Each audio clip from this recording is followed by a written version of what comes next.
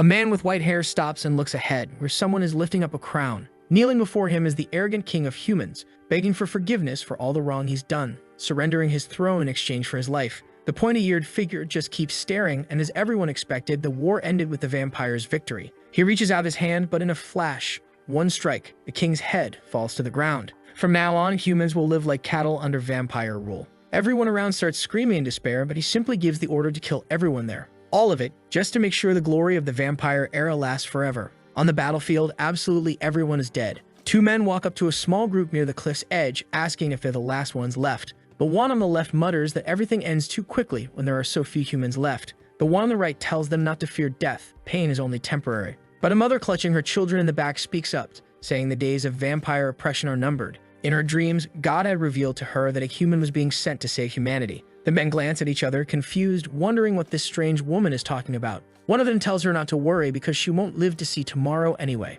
At that moment, she moves forward toward the first man, and the blonde one warns that they're coming. The knight faces the vampire head-on and lands a vertical slash clean through him. Yet the vampire disintegrates and reappears behind him. When the knight turns, the vampire already has a crimson slash across him. The blonde rushes in to help, but he's torn in half as well. The last survivor there is trembling, crying, and tries to strike, but his sword is driven straight into his chest. The vampire steps in from behind, effortlessly catching the blade with one hand, snapping it, and ripping him apart too. Another body drops to the ground. The vampire advances toward the mother and her children, saying death will be swift. He raises his arm, ready to strike, but just as he's about to deliver the blow, someone calls out his name, Yukol. It's a friend, urging him to look to the side. Out of the smoke, a strange knight steps forward. The men ask who he is and if he belongs to that army, but Yukol says he doesn't have the scent of a living human. He smells like a corpse. The stranger shifts his foot forward and leaps straight at him. The vampires laugh at his audacity for attacking, but in the very next second, his hand is already right in front of the first vampire's face. He grabs hold, slams him down, and explodes him against the ground. The vampire disintegrates almost completely, stunned and confused at what this bastard really is. The man had just cleared nearly 300 meters in a single leap, and there his friend is crumbling away into dust on the ground. Yukol braces himself, lunges forward, aiming a slash at his opponent's leg. Seeing the perfect opening, he drives his sword straight into the center of the knight's chest. The blade sticks there, and Yukol demands to know why he didn't dodge. He's sure the strike landed directly in the heart, convinced the man should be dead any second now. But the knight simply extends his arm, grabs Yukol by the head, and lifts him up. The vampire, panicked, demands to know how he's still moving with a sword stuck in his heart. Without answering, the knight drives his fist right into the vampire's chest, disintegrating him on the spot in front of everyone. The blonde woman nearby, overcome with emotion, calls out to the hero, but he notices only the children have survived. He tells her to just keep moving forward, that 3 miles away lies the sacred land where they will find protection. The girl, still overwhelmed, celebrates and declares he must be the hero sent by the gods. But the knight seems confused by this and begins removing his helmet. With nails in his chin and his entire head stitched together, he asks if she really thinks he looks anything like a hero. The children are frozen in silence. Then, as his nose slips off, he bends down to pick it up, and the kids scream even louder, calling him a monster before running off in terror. The so-called hero just laughs, saying that kind of reaction was to be expected. In this world, there's a rumor that circulates. The rumor of a knight, half vampire and half human, who cannot die. The scene shifts to some time earlier. A group of people dressed in plaid doctor robes find a man lying in the middle of an arena. One of them remarks how incredible it is he had died still standing in a fighting stance. Another asks if this is the one called Gunther, and the reply comes with certainty, yes. 228 battles in the arena, 228 victories, and not a single defeat. They knew he was the greatest gladiator of that age, but even the strongest human could never defeat the vampires. The bulky plaid doctor questions whether it's wise to entrust their future to a stranger like him. The man known as Aryan replies that he'll take the risk and believe in this fighter. He asked about the state of the corpse, and the response is that decomposition has already begun, but it can still be used. And then, wait, what's this? The female plague doctor, fierce and sharp, steps forward. She approaches the body, saying the times demand a hero, and that is why he will become immortal. The scene shifts again, to the boy standing atop a mountain of countless corpses. Someone praises his work, saying once again he has survived. Suddenly, he opens his eyes and sees all the plague doctors cheering in front of him, shouting that his eyes are open and asking if he can understand their words. Confused, he demands to know what happened. He is certain he was dead. Aryan explains that he has been reborn to save humanity. Of course, he has no idea what they mean, and the bald doctor orders a mirror to be brought. As it is held up, Gunther looks and curses. What kind of nightmare is this? The boy has no arms, no legs, nothing. Horrified, he asks what kind of monster he has become. But Aryan calmly tells him he is not the monster. He's the last hope of humanity. The bald man then explains that his brain now holds a life support device, something they only managed to create once. As long as that mechanism keeps functioning, he cannot die, even if his entire body is destroyed. Arian tells him not to worry, the arms and legs are right there, made with special muscular engineering. The arms are already like those of a bodybuilder. And even then, the fibers produce dozens of times more strength than normal. Being humanity's greatest gladiator and now equipped with those enhanced muscles, they believe he can fight a vampire head-on. Gunther, however, isn't exactly shaken anymore and asks if he was really brought back just to fight vampires. Arian tells him to understand that he's the perfect candidate, and she knows he was also killed by vampires. So for the sake of humanity, he should fight for everyone. Gunther replies that this whole save humanity thing sure sounds nice and all, but no. Still, he has one condition, so he tells her to get closer and listen. The bald one steps in, all excited, saying that whatever Gunther asks for, they'll consider. But Gunther traps the man with his stumps against his thigh, demanding they free him from this curse immediately. Arian calls for Reiner, but Gunther warns them. He became the strongest gladiator because he learned to kill without hesitation. To him, both humans and vampires were selfish, small-minded people, and being resurrected just to fight again in this state only proves how foolish they are. The one thing he values above all else isn't other people, it's his own life. That's why, if they don't want to see this man's head blown off right now, they'd better give him arms and legs and release him. Arian, a bit shocked, glances at the clock. Gunther asks what she's waiting for. Does she want the man's head to explode? She replies that he doesn't have much time left. Gunther, confused, presses her, and she explains he has about 4 seconds. When he asks what she means, something flickers in his brain, and apparently, he dies. The bald man is freed, and someone comments that, as expected, Gunther is out of control. Gunther opens his eyes again and finds himself face to face with the bald man once more, who asks why he did such a cruel thing, his jaw still aching. Gunther demands to know what happened, and the bald one explains that just like any animal or machine, you need power to move. The source of power for his body is the life essence of a human, and it seems to be coming from Reiner standing nearby. Oh no, maybe Reiner is a man. Hopefully not just a flat-chested woman. Gunther asks what they're talking about, and Reiner, who I'll keep calling a woman until proven otherwise, says it's exactly what he thinks. For him to stay alive, he must remain connected through that device and draw her life essence. Once the connection is cut, he can only move for about 2 hours at most. Gunther, desperate, demands to know what kind of nightmare this is, but the bald one calmly says his reaction is expected. He insists Gunther must believe because the entire lives of everyone, along with humanity's survival, rest on this research. They call people to receive these devices human batteries. Out of the hundreds who volunteered, only Arian survived. It's something extremely difficult to create, so Arian might remain the only human battery forever. Gunther orders him to explain further, and he says it's exactly that. Gunther can't fight just for his own life, he has to protect hers too. Otherwise, he'll only last a couple of hours before ending up as nothing but a decoration on the wall. The other option, obviously, is for him to accept humanity's support and fight against the vampires. In the end, though, it's his choice to make. Gunther is there, trying to process everything he just heard, when suddenly someone calls out for Reiner. Another plague doctor rushes in, saying they have an urgent problem. The bald man starts to reply that they're in the middle of something important when the newcomer blurts out about vampires, right before his sword pierces through his back. His body falls to the floor, and then a strange, rat-like vampire steps in, saying Lord Benzel ordered him to bring all the humans and the beautiful women. The other stranger on the right agrees, saying that's exactly it, while everyone else is stunned, wondering how the vampires even got into the base. One of the doctors asks Reiner what they're going to do. Meanwhile, Gunther is already shouting, telling them to attach his arms and legs if they have any love for their own lives. The bald one hesitates at the command, and everyone else is reluctant, saying they'll die if they get too close to him. Gunther snaps back that if they don't, they'll lose their general once he's dead. The men argue that there are only 4 people. They don't need a general. At that, Arian steps up, saying she'll buy them time, and orders the rest of the organs to be connected. The bald man tries to stop her, telling her not to do it, and even Gunther yells at her to stay put. But she's already face to face with the vampires, who demand to know what kind of courage she thinks she has to face them alone. She should know they're superior in every way. But before they can finish their arrogance, the first arrow flies straight at one's face, caught in midair by the vampire. She sneers that they talk too much. He crushes the arrow with his hand and moves like a blur to the side. She fires another shot, nearly perfect, but he dodges again. She crouches, looses another, he dodges once more, then closes the distance and drives a brutal kick straight into her stomach, slamming her into the wall and grabbing her by the throat. The creepy one stares at her and remarks on how beautiful her face is. I agree. He says Lord Benzel will like her a lot. Another freak steps in, insisting he wants a share too, since the other one got the last 2. While they're bickering, someone mutters that they're just playing around, and bam, before the vampire can even turn, a devastating kick smashes his head against the wall. Now that I notice, he looks a bit like Cyborg from Teen Titans.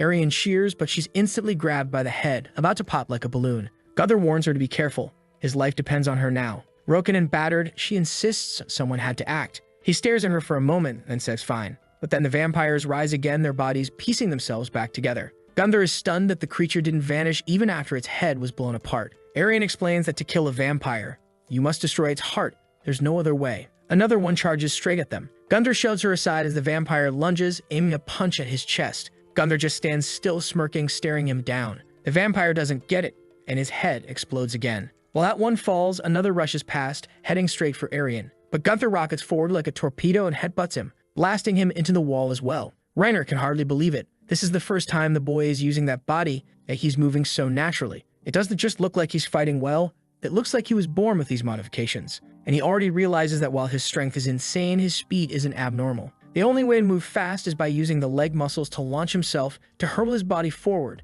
since his limbs themselves don't move that quickly. Strangely enough, in just a second, he's already adapted. Arian notices right away that he's actually enjoying the fight. Gunther seizes the vampire's head and says he's practiced enough with this body. The vampire, though, demands to know what he is. Do humans create some kind of monster? Gunther chuckles, saying those words are a little harsh. He was just born. He reaches out his hand to finish him off, but the vampire begs him to wait, offering a peace treaty, claiming he has something valuable. Gunther tells him to speak, and the vampire reveals that Lord Benzel is nearby. They are his creations, and as soon as they die, Benzel will sense their disappearance and appear right there. Even, he would have a hard time fighting that guy. Gunther asks why this so-called Benzel would bother avenging trash like him. The desperate vampire screams that it's because Benzel loves them. He's the only one in the whole world who loves them all. And besides, if Gunther just hands over that girl, Benzel will let everyone else go free. Gunther glances over and says he can let him take the bald one, but the girl is off limits. The vampire refuses, insisting he can't give up the bald man. Gunther replies that, unfortunately, negotiations have ended,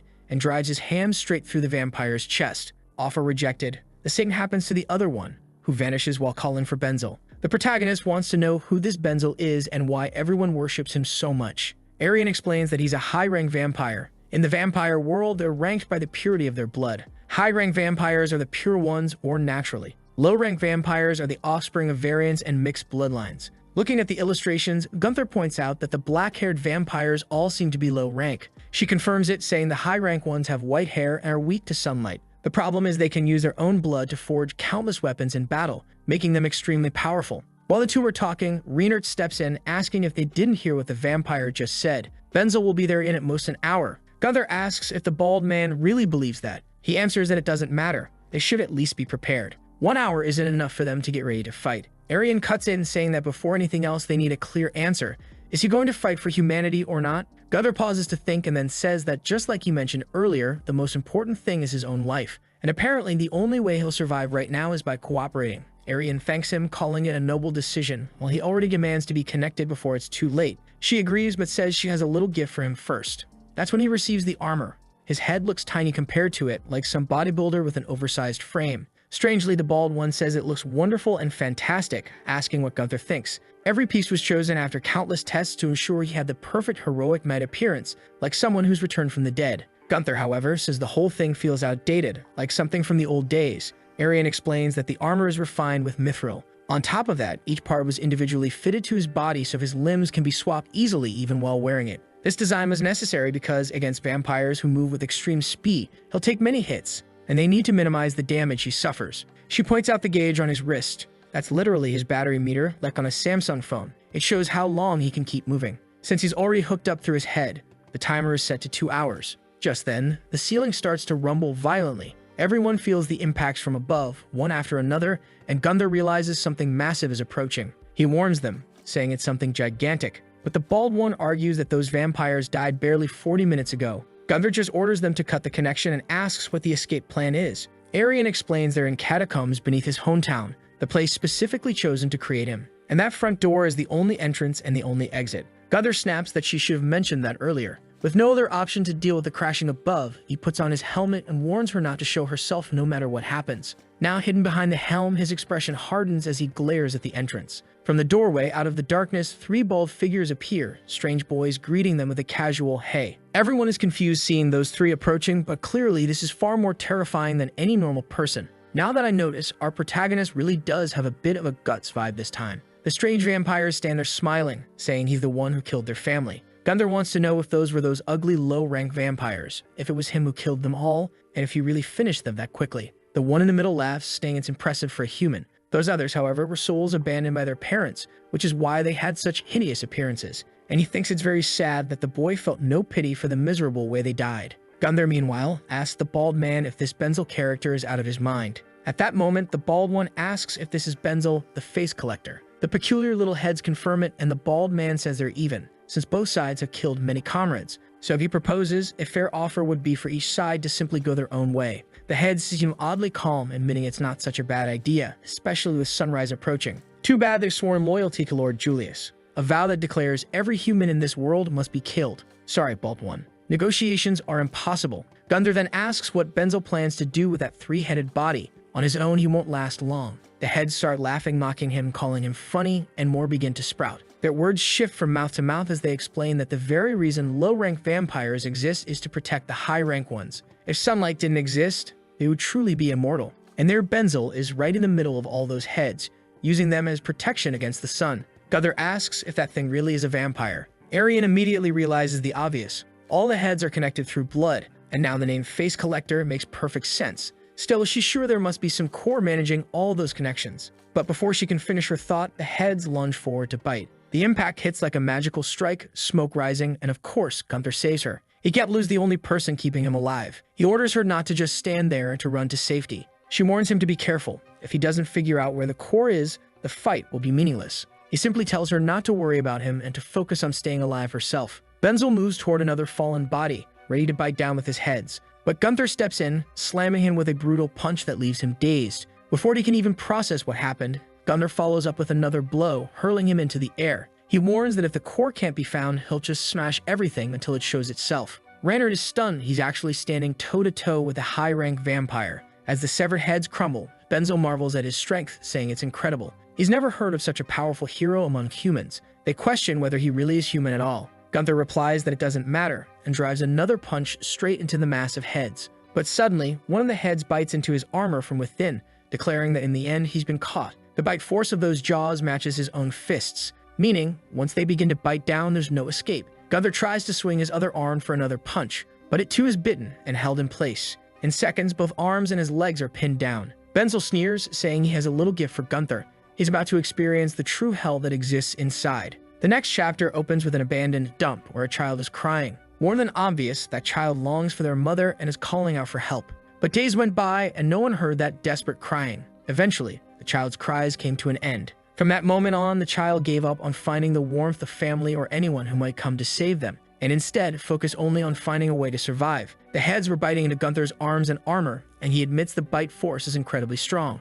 2 or 3 heads he could handle, but there were hundreds, all latched onto his body. With his limbs immobilized, he has no idea how to break free. He imagines there must be something deeper down, but he can't even guess how many layers of heads are stacked below him. And if he fails, at the very least, he needs a backup plan. Then from the depths, someone declares that these filthy vampires will not pass. A voice shouts that he will defeat them all. Gunther is confused, but the mass of heads, once human, cry out that they haven't been defeated and will never give up. At that moment, a hand appears over him and a strange, shadowy demon emerges, declaring that this man was once a great hero, Albert Lauren, who saved hundreds of people. But now he too is part of the collection. Gunther points out that these heads are sitting on a pillar of hair, meaning they must be quite valuable. Benzel confirms it, saying these are the heads of heroes who sacrifice themselves trying to save others. He chose the most beautiful ones to display. Their noble spirit of sacrifice will continue to exist until the day humanity perishes. Then he asks if Gunther doesn't find the hell he created to be wonderful. Gunther replies that it's an impressive place, but fitting Benzel's head in there will be a problem. Benzel reassures him not to worry, praising the strength and determination he's shown as greater than any hero he's ever seen. But Gunther cuts him off, saying he doesn't get it. He's just really ugly, and his head would look awful in that collection. Benzel, thrown off, asks if he's truly that ugly. Gunther tells him to take a look. When his helmet comes off, Benzel starts sweating, bewildered, unable to comprehend what he's seeing. He admits this is the ugliest human face he's ever laid eyes on, uglier even than the most grotesque vampires. Gunther looks downhearted, saying he never imagined he'd live long enough to be called a monster by a monster. Well, now that Benzel has seen his face, maybe he can let him go. Benzel, still confused, asks if Gunther really thinks he'll walk out alive. Gunther answers that he thought so. It should have been impossible. But now that he's seen a glimmer of hope, he has to fight. And with that, he sinks his teeth into the first head, ripping off his arm. Benzel stares, then bursts into laughter. asking if Gunther really thinks he can chew his way out. He has to understand, this is nowhere near enough. No one has ever escaped this place. But Gunther keeps biting, declaring that he's not just anyone, he's Gunther, and then slams another head with a brutal headbutt. No matter what happens here, he swears he'll survive. He bites down on another, tearing it apart. The demon keeps watching as more and more heads close in. From the outside, it looks like a massive hornet's nest. The plague doctors assume he's already been killed or devoured, wondering what they should do next. The bald one insists he warned them. Choosing Gunther was a mistake. He tells Aryan this was the worst possible outcome, sending a corpse knight into a place like this. They never should place humanity's hopes on such an idiot. But Aryan points, telling them to look, multiple heads are falling. And in the middle of it all, suddenly Gunther bursts out with a devastating punch. Right then, the bald one shouts that he always trusted Gunther, the hero. The protagonist slams into the ground, instantly dodging to the side as yet another pillar of heads comes crashing down. But then the bald one asks, where are the boy's legs? I just saw him moving only with his hands. Aryan steps in and says the plan has changed. There's no way they can win this fight in hand-to-hand combat. That's why they'll handle it differently, with Aryan carried on his back. The plan is to run until sunrise, but just as a head lunges to bite, he leaps well, more like drags himself with his arms, trying to escape with her on his back. Aryan reveals she actually brought extra parts of his body along. She hadn't mentioned it earlier because he never agreed to their proposal, but some of those parts have been modified to serve as weapons. Gunther, however, thinks there isn't enough time to equip anything. Doing that might only cost them everything. First, they need to create some distance. He propels himself forward again. Now I'm not sure if we should call it a jump, since he's using his hands. That's a paradox. Hold on, I'll check with ChatGPT. And while ChatGPT says if you push off with your hands, that's technically a lift using the upper body muscles, not a jump. A jump only happens when you use your legs. Unfortunately, during one of those lifts, a demon catches sight of Aryan's face and grins, saying she's far too beautiful. Immediately, he starts running toward her in desperation, shouting that she must be part of the collection. Gunther, hiding nearby, mutters that it looks like she's gained herself a fan. How long until sunrise, he asks. She replies, if it's the same as yesterday, maybe 5 minutes. The good news is the exit is clearly in sight. They just have to wait for the chance and make a dash for it. But as they're hiding, the bald one and the other plague doctors are trapped behind iron bars, begging for help. Gunther says it's sad to see human lives about to end, but the truth is he's going to use them as sacrifices so he can escape. He tells Aryan this is the best choice for humanity's future, so she better not do anything foolish. But she stares at him, and he notices.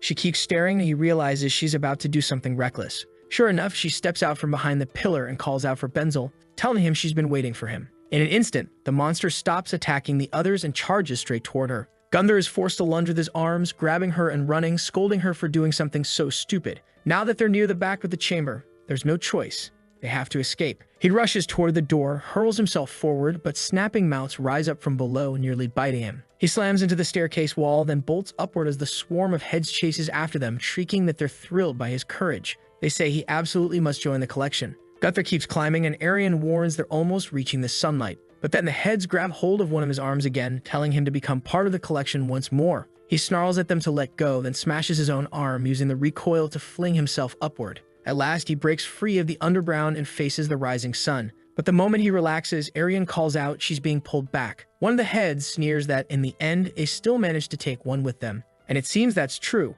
Aryan is gone, while Gunther screams in despair. But one of the heads that touched the sunlight is reduced to ash. Nearby, vampires call out for Lord Benzel, asking if he's all right. He answers sadly that he failed to avenge his family because of that monstrous night. The deformed creatures reassure him, saying it's fine. The important thing is that he's alive. Their family's spirit will live on, and everyone will remain proud. But Benzel warns them that this enemy is not someone they can handle. They can't afford to lose more family members. He'll have to deal with this problem himself. And with that, he says he needs a few more faces. At that moment, one of the vampires says it's all right and announces they've brought 34 faces that are perfect for him. Another says he brought 7, another adds he brought 2. Benzel celebrates, praising them all, saying everyone is wonderful and that it was incredible work. Still, he admits this is the one he likes most. He tells Aryan to stay calm. Soon she'll be inside him. Together, they'll remain bound to each other until the very end of humanity. Meanwhile, Gunther is shouting, demanding that the bald one connect everything quickly. The bald man tells him to calm down. He never manages to do anything properly when rushed. Gunther snaps back, telling him to look at the gauge on his wrist. He's running out of time. Soon he'll freeze up, and that'll be the end of everything. So he asks, cool then they just grab someone else, turn them into a human battery, and revive him again? The bald one asks if that means Gunther wouldn't save her. Gunther chuckles, who knows maybe he wouldn't. The bald one explains that, unfortunately, it's impossible to create another human battery. The device inside him doesn't regenerate a corpse. All it does is supply power to a dead body, stabilizing it temporarily. That's why completely dead bodies can't be brought back, and normally full decomposition begins after 3 days. Gunther realizes that if he dies now, after 3 days his body will be too decomposed to restore. By then everything will already be gone. The bald man explains they were late arriving at the arena because they only received news of his death at the Colosseum after it was too late. The plan was to reach him before decomposition started, but unfortunately, that didn't happen. On top of that, creating a new human capable of serving as a battery would take years. In other words, if he doesn't save Aryan, he's dead too. Gunther, still confused, demands an explanation of how this device works and where it came from, but the bald one says he can't reveal that yet. As trust builds between them, he'll learn little by little. The protagonist begins to stand, asking where his right arm is. The bald one answers that it's something special. Since close combat against Benzel is difficult, how about having something for long range? Gunther grins, saying that sounds interesting. Place your bets, folks. Cannon, machine gun, grenade launcher, or something else? Make your mental bets and let's see who wins. My guess, cannon. Back with Benzel, the vampire is in a frenzy, trembling and crying, spreading his arms wide, telling the victim not to fear.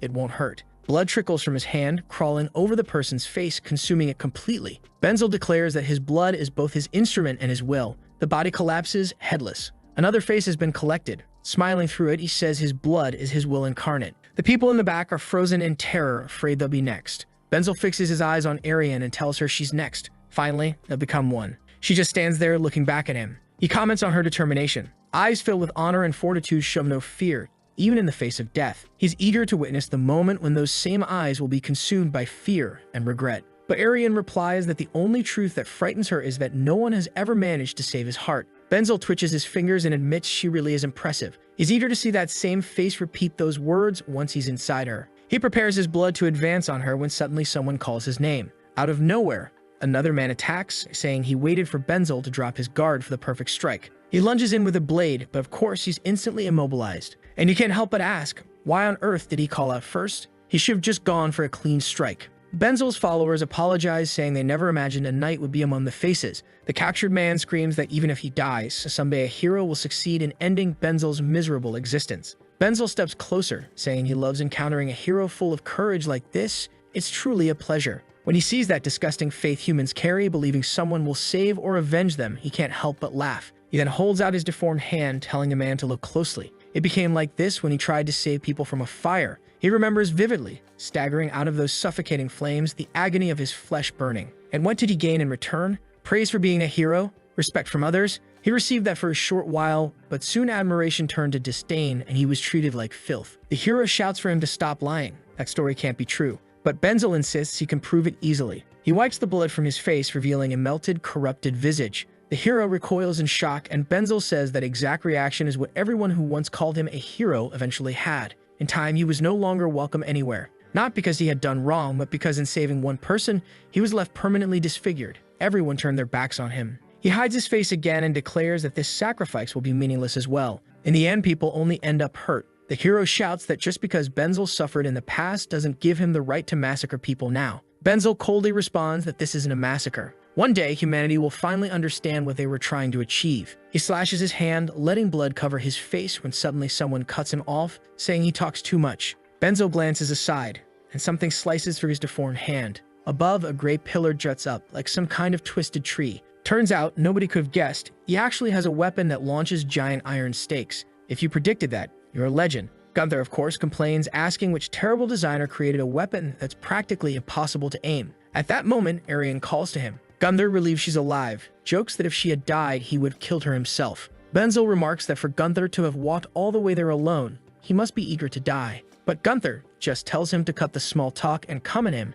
He's running out of time. One of them is going to die within minutes. The weapon they gave him is called the Bone Launcher. The name was thought up without much care. It's one of the modified weapons the Bald One designed, an arm adapted to create firing force through muscle energy. Specialized fibers pull back, then release violently, launching projectiles like bullets that can pierce through 4 or 5 walls. The drawbacks are obvious. First, the muscles have to contract fully to fire. Second, it only has 6 shots. Gunther mutters that the thing is almost useless, but at least now he has a way to fight at long range. Meanwhile, the Bald One is panicking, insisting they must kill Benzel at any cost. There's no way to save Aryan without going through him, and even if they could rescue her and run, they'd never escape the lower-ranked demons who would eventually lead Benzel to them again. Considering Gunther's body urgently needs to recharge energy, this enemy has to die. Gunther steadies himself, tells them to relax, then hurls himself forward, promising that everyone else can die as long as he survives. Back in the catacombs, Benzel mutters that tracking him here wasn't difficult. The problem is he only has 15 minutes, and in that time,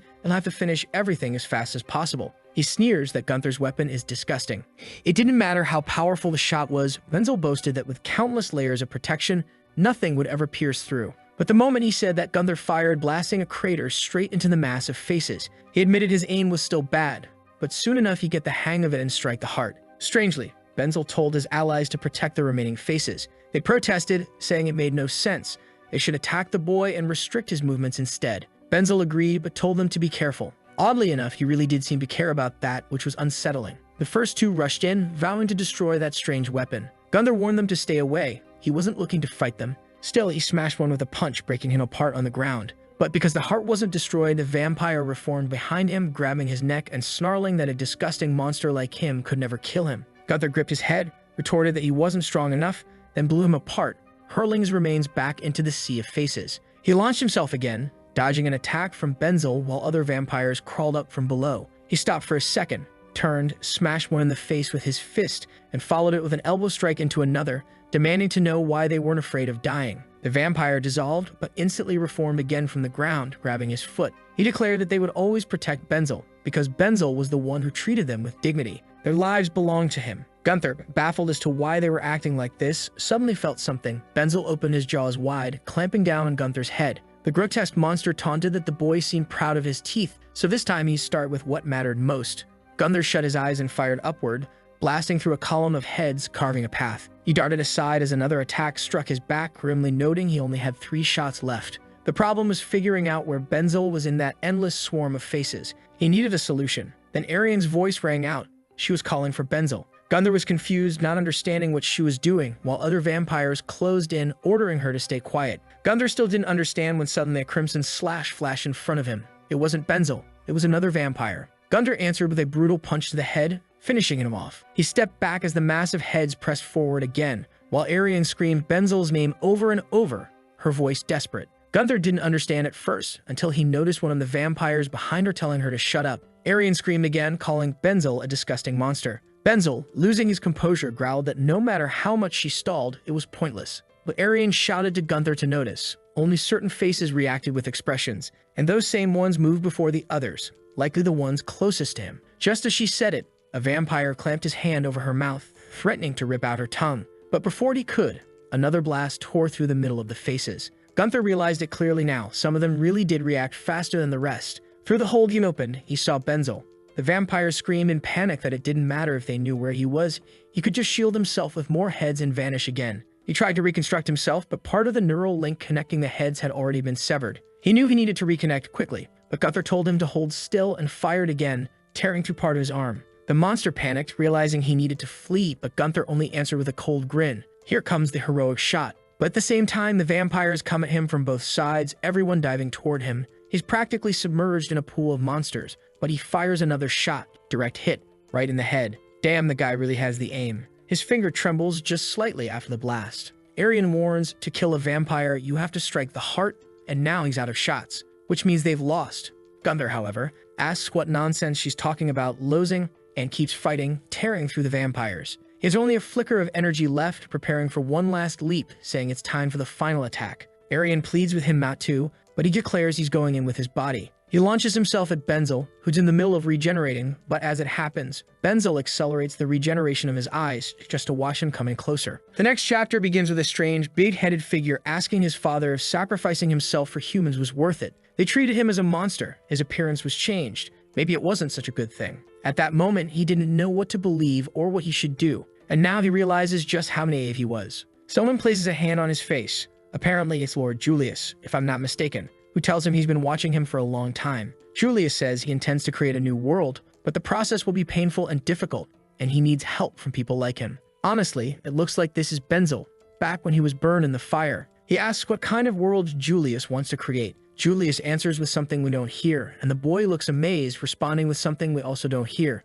Then Julius stretches out his hands, telling him to follow this path with him. The boy lowers his head and agrees. Back to the present, Gunther has driven his fist through Benzel's chest, smiling as he declares that this time he's won. Benzel's final question is how Gunther can still be a hero, even with that monstrous face. And with that, all the other vampires, desperate and panicked, begin to dissolve as Gunther loses consciousness. Sometime later, a carriage rolls through the forest. Gunther wakes up inside it. No arms, nothing left, only that device connected to his head. Arian tells him to move carefully. That thing is important and must not break. She also thanks him for his hard work. Thanks to him, countless lives were saved. Reiner praises him too. He never imagined the boy, reborn so recently, would already be capable of killing a high-ranked vampire. Gunther asks if the others died as well. Reiner confirms yes. They were all linked by Benzel's blood. The protagonist immediately concludes that the easiest way to solve everything is to kill the pure-blood vampires, since the rest will vanish. But Arian explains, unfortunately, the last pure-blood vampire, Julius, disappeared after the Emperor's death. Gunther asks how strong this Julius is and what his powers are. She admits no one knows.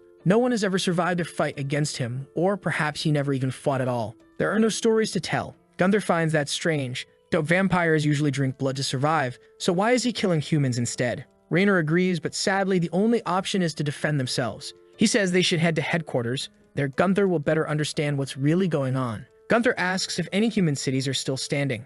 The Bald One answers. The last surviving place is the Holy City, where all the survivors gather. It's a beautiful fortified place. It's also where they performed all their experiments and figured out how to create his body. It's the last stronghold of humanity, standing for over 100 years without falling. And honestly, it feels just like those stories where it all starts so hopeful, and then the Titans show up and bring it crashing down. At that moment, the Bald One steps out of the carriage and tells Gunther to take a good look at the city we'll have to protect with his very life. The entire place is in flames. Gunther, stunned, asks if that's just part of the scenery. The next chapter opens with a pale-haired boy jolting awake, startled by the news that Benzel is dead. He immediately jumps up, demanding to know who killed him, if it was the enemy. Then he bursts into tears, panicking that the enemy is coming to kill him too. Desperate, he screams that he doesn't want to die, until a massive shadow grips him and reassures him there's no enemy. The voice laments Benzel's death, saying he was such an adorable little vampire. But what he can't understand is whether a human could really have done it. It's hard to believe Benzel was killed by an ordinary being. Julius orders Ian to find the one responsible. A strange mouth flickers in the air and vanishes. Julius doesn't seem the least bit pleased by what's happened. We're then shown Bahal, the place known as the Holy Land. The biggest advantage for humanity settling there was its geography. It sat at the edge of a continent after a passage of countless mountains. The island itself provided enough land for farming. Around it, all was cliffs and jagged rock, nearly impossible to climb. And the only way in or out was a 1,200-meter bridge. With so much natural advantage, a single garrison could normally hold back 10 armies. So the question is, what's going on? Gunther demands to know why it looks like everything is being destroyed. Reiner admits he has no idea. When they left, the place was perfectly fine. At that moment, the Bald One calls out to someone named Leonard. Leonard, cheerful, says he's relieved the bald man is safe. He was worried he'd be the first to die. He glances at Arian, telling her she doesn't need to worry either. She made it back safely too. And not hiding his feelings, he adds that she can call him Leonard anytime she wants. Then he turns to Gunther, asking if he's really the one clearly already aware of the experiment. When Leonard sees the device sticking out of Gunther's head, his expression darkens, he makes a clicking sound with his tongue, and Gunther immediately demands to know why this bastard is reacting like that. The Bald One tells Gunther to relax and explains Leonard is responsible for Bahal's defense force. Clearly, though, the job hasn't been going too well. Leonard tells everyone to follow. An urgent fire had just been dealt with. Gunther presses for an explanation of why the Holy Land is in such a state. Leonard explains that, unfortunately, the outer section of the bridge was abandoned. They couldn't defend it anymore. The Bald One comments it should have been easier now that Benzel is dead, but Leonard immediately doubts it, asking how that could be possible. Gunther answers flatly that of course it was him. Even then, Leonard doesn't look convinced. He makes another sharp click with his tongue before explaining. The moment they left the city, they were attacked by a force unlike anything they'd ever seen, something far beyond any vampire they'd ever heard of. He promises to show them the bizarre condition of the soldiers. Gunther scoffs, asking if this is supposed to be some kind of circus. Leonard, grim, says he wouldn't be joking once Gunther sees it himself. The Bald One asks if the city gates were really broken. Leonard nods. They were, and it was only by a miracle. The city didn't fall completely. That's why he wants Gunther to guard the bridge until everything is repaired. But the protagonist flatly refuses. He says he'd rather stay in the rear while the meat shields die up front. Leonard immediately calls him a shameless bastard, demanding if he has any idea why he's even standing there alive in front of them. 136 comrades volunteered to become Death Knights, and all of them died. Researchers worked endlessly to create those organs, and it's because of their sacrifice and the defense of this city that Gunther is alive at all. But as a gladiator, he never really understood what sacrifice meant. His whole life had been about hurting others just to stay alive. The truth is, the one who should have died was him, not Gunther. The guy even admits he feels jealous. Well, go ahead, sign yourself up. If you die, you die. Gunther stares him down, walks closer, and says, "You're a real straight-laced guy, huh? Every time I meet someone like you, I just feel like saying straight to your face, go to hell." The man reaches for his sword, saying he'll settle it right now. The guy's completely insane, right? Might as well just punch him and get it over with. I was joking, but the next chapter actually opens with him getting hurled out of the building and smashing into the ground. He really did take a punch. Arian warns Gunther to be careful and not to act so aggressively while he's still recharging. Damn, it takes forever to recharge. He's not even at full capacity yet. Gunther brushes it off, telling her to relax. It was just self-defense. The sun is setting now, and that idiot's all bandaged up because of our boy, who mutters it should have ended with just one hit anyway. Arian tells Gunther he has to restrain himself. There's no way he can win this war alone. And one thing the other guy wasn't lying about is how much it costs humanity to build each part of Gunther's body. Countless resources, countless sacrifices. On top of that, all the components are constantly decaying, which means they always need more and more people offering limbs and materials. She's trying her best to save as many lives as possible and protect the Holy Land so the source of his power doesn't get cut off. Gunther listens to all this and simply asks if she's not just telling him to fight on the front lines. She answers that of course she is. That's the easiest way for them to win. He gives up arguing and says fine, but in that case he wants a new weapon. The bald one tells him to come take a look at the modifications they got. Gunther sees something like an arm with a mouth on it and has no idea what the hell it is. The protagonist is unsettled, while Arian asks if they really didn't produce anything else. Leonard, who's suddenly acting all friendly, explains that they had to defend the city, so there wasn't time to make much more. Gunther, on the other hand, is furious, saying they should have made him a normal arm instead of this abomination of a mouth arm. But the bald man insists it's perfect. The bite force is immense. Plus, it comes with a flesh shield. That thing's insane. Arian explains that with his own willpower, he can expand or shrink it at will. And obviously, it's tougher than any other part of his body, even resistant to fire. Gunther, though, says he'd rather have something like that bone launcher. Now that was badass, even if it only had 6 shots. But Arian explains it took 6 months to build that one. Every weapon requires an absurd amount of ingredients and human effort. And aside from that, they still desperately need arms and legs. The rest of the materials are somewhat easier to get. Gunther asks if they really have nothing else. She replies, unfortunately, it's wartime. At the door, Leonard says he has to return to protecting the city and wishes them both a good evening. After that beating, he really is acting polite now. Later that night, Gunther is holding a sword, muttering that finally he has something to get him ready for the fight. Arian then explains that just like that man said, creating the Death Knight required over 100 people working together, plus the support of the aristocrats and the royal family. Everyone agreed he was the perfect choice. So he doesn't need to care about what anyone else says. She believes in him. Only he can save this world. Gunther, however, says he doesn't give a damn about that. She replies that having that kind of attitude shows he's lucky. But right then, the protagonist brings up the 136 people who died trying to become human batteries. She looks a little thoughtful, and Gunther wants to know why. After seeing so many die trying to become human batteries, she still chose to take on that role. She answers simply that it was something that had to be done. He just stares at her and says he doesn't get it. Sometime later, he's at the window, watching closely to see if anything shows up. Suddenly, Leonard barges in, telling him to get ready. The vampires have returned. Gunther's been hooked up to that device all day, apparently to keep his battery charged at maximum. Now it makes sense. They disconnect him, and Arian tells him he must come back alive. He's far too important. Gunther just throws on his helmet and says survival is his specialty. Shield activated, he now looks every bit like the Death Knight, warning that whenever comes out of the shadows, he'll tear it apart. From the forest, a twisted creature emerges, wondering why today's audience is only one person. Gunther stares, curious why the thing's body is so contorted and why it moves so sluggishly. He immediately crouches, preparing to launch, and hurls himself forward faster than a vampire. He intends to end it in one strike. But the monster, still at a distance, greets him and declares that to please the audience, he'll give his very best. He calls out to someone named Evelyn and says the first act of the performance is about to begin. The King of Pigs, and he's cut off mid-sentence by Gunther, who slashes forward, claiming victory. The problem? His blade didn't cut anything. The strike was perfect. So how the hell did this thing dodge? The creature starts crying, asking why Gunther is being so rude. He should have followed the proper performance. Then a boy twisted on the ground calls out that it's the show of the King of Pigs and the dwarf, and it's time to begin. He slits his hand, blood rises, and out of nowhere, a circus tent materializes. Gunther realizes Leonard's words about this being like a circus were literal. Curtains spread open, and from within, an attack bursts forth. Gunther blocks, and a pig-faced man is hurled aside. But alongside him, more small ones come rushing in. The dwarf and his pigs, all charging at once, explosions shaking the ground. Gunther rips through them with ease, carving them apart. He blocks another strike, slices down one more, cuts another charging from the side, and pins one to the ground, pressing down until the blade tears him apart. Furious, Gunther mutters that these weaklings are just wasting his time.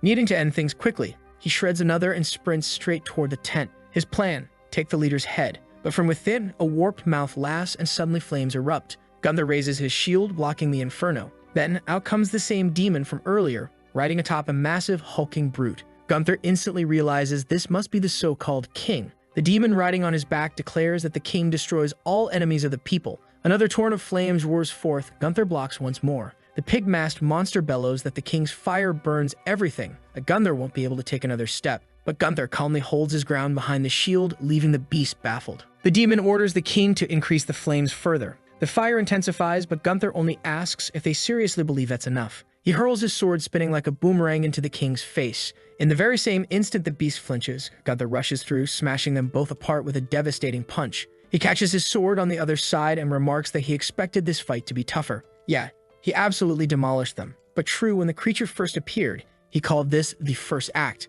Gunther smirks and says to bring on the second performance already. He keeps walking through the Tevin Till. At the far end, he finds what looks like a sword with something attached to the tip. Around him are all kinds of equipment that look like torture devices, and he remarks that the decorations here are quite charming. The demon, crying, thanks him, stammering that he's not used to anyone ever reaching this second performance. That's why he had prepared it so carefully. Gunther slashes again, but once more, his blade doesn't touch anything. He curses, wondering what kind of body this monster has that he can't land a hit. The vampire slits his hand, saying it's time for the second performance. Blood merges with his body as he announces the clown's confession of suffering. Evelyn, fully transformed, he tells Gunther to enjoy the show as the whole place begins to collapse around them. Gunther charges to strike, but the monster leaps away. The protagonist mutters that the bastard is way too fast, but he wants to see how long it'll last. Gunther kicks, sending rocks flying, but the creature blurs into a thin line, dodging everything. Gunther glares as the creature pulls two swords from its mouth and charges. He blocks with his shield. Another flurry of slashes, blades clashing violently. Gunther parries, counters with a leap and slash, but again the monster twists into a line and slips away. He has no idea how to land a hit on something like this. Then the creature aims straight for his helmet, smashing him backward. In the very next second, it bursts out of the tent in a spinning strike. Explosions rock the area. From afar, Leonard observes that Gunther seems to be under heavy pressure. It's hard to see, but clear enough, the knight's attacks aren't working at all. Worse, he's already been forced back to the start of the bridge. The bald one urges them to bring out whatever they have. He wants to see it, while Arian looks visibly worried. Sure enough, Gunther is now on the bridge, clashing with the monster's flurries. He ducks under one strike, counters, but again the creature dissolves into a line. He growls that the bastard moves like a worm. The monster retaliates with another strike, detonations rattling the bridge. Arian observes that this creature seems able to detect any attack within a certain range of awareness. The bald one asks if there's anything they can do to help. Leonard explains that, unfortunately, all siege weapons were destroyed in the last battle. Arian adds that fighting on the bridge must be avoided. They have to remember that Gunther's body is pure muscle with almost no fat.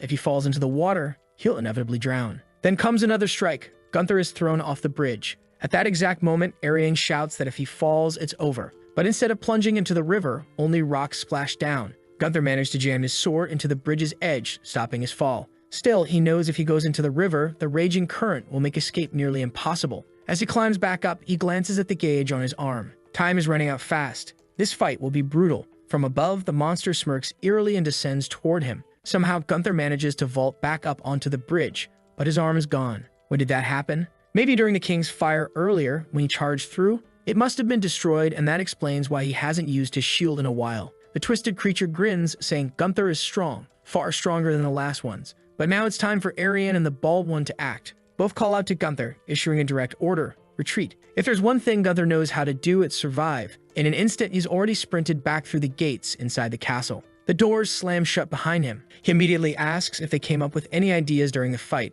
The bald one admits they're still trying to devise a plan. Arian says the perfect plan is to hold that monster on the bridge until sunrise. They have no siege weapons, no proper arms for him, and Gunther still can't take on a vampire like that alone. The sun will rise in 5 hours, but the problem is that his limit is only 2, which means he'll have to go out, fight, come back to recharge, and then return to battle again. The bald one tells him to wait a moment. Hell replace his arm. Gunther asks if that's really the best solution. Arian answers that the one fatal flaw in this strategy is that it takes longer than he thinks for him to recover. Gunther asks how long, and she says that for him to fight for 2 hours, they need 20 minutes of recharge. Oh, well, that's not so bad, he thinks. Of course, there's a demonic monster outside, which makes it risky, but still, it could have been worse. But the bald one adds, he has to be in a stable condition for the recharge to work. He can't just abandon the vampire, and on top of that, he has to protect both himself and Arian. Gunther thinks it'll be nearly impossible to do all that at once. At that moment, Leonard throws the door open, gives Gunther a hard stare, and shuts it again.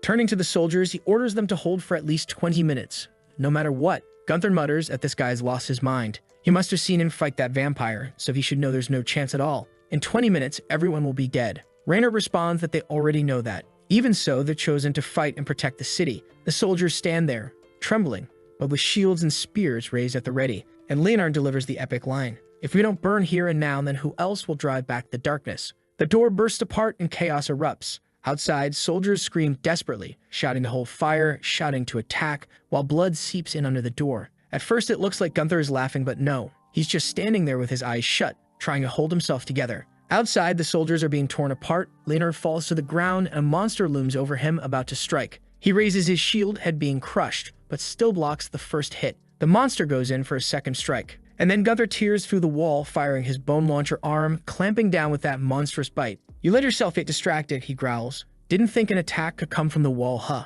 Leonard, shocked, demands to know what Gunther is doing there. He'd just started his recharge. Even the bald one is impressed that the single-arm strike worked. Gunther thinks to himself, everyone knows he can't hold this fight here for long with all these people around. It only took him 5 minutes to recover. He can keep this battle going until morning. That's because he's going to drag this monster somewhere else. With that, he hurls himself off the bridge with the creature, crashing into the sea below, declaring that now neither of them will escape. Underwater, he grips the monster with one arm, hammering punches into its stomach. He laughs, asking what the bastard thinks of fighting in a place like this. He swears he'll crush its heart with his bare hand. The monster thrashes, coiling around him like a snake, stabbing its sword into his arm. Because of the human battery connection, his first limb is easily torn off. The mouth arm snaps a chunk of flesh before he takes another stab, this one straight through his gut. Both of them scream, thrashing the black water. The monster tries to swim upward, but Gunther surges from below and bites into its stomach. He snarls that this alone won't be enough to kill it. With that bite, the creature's heart is exposed.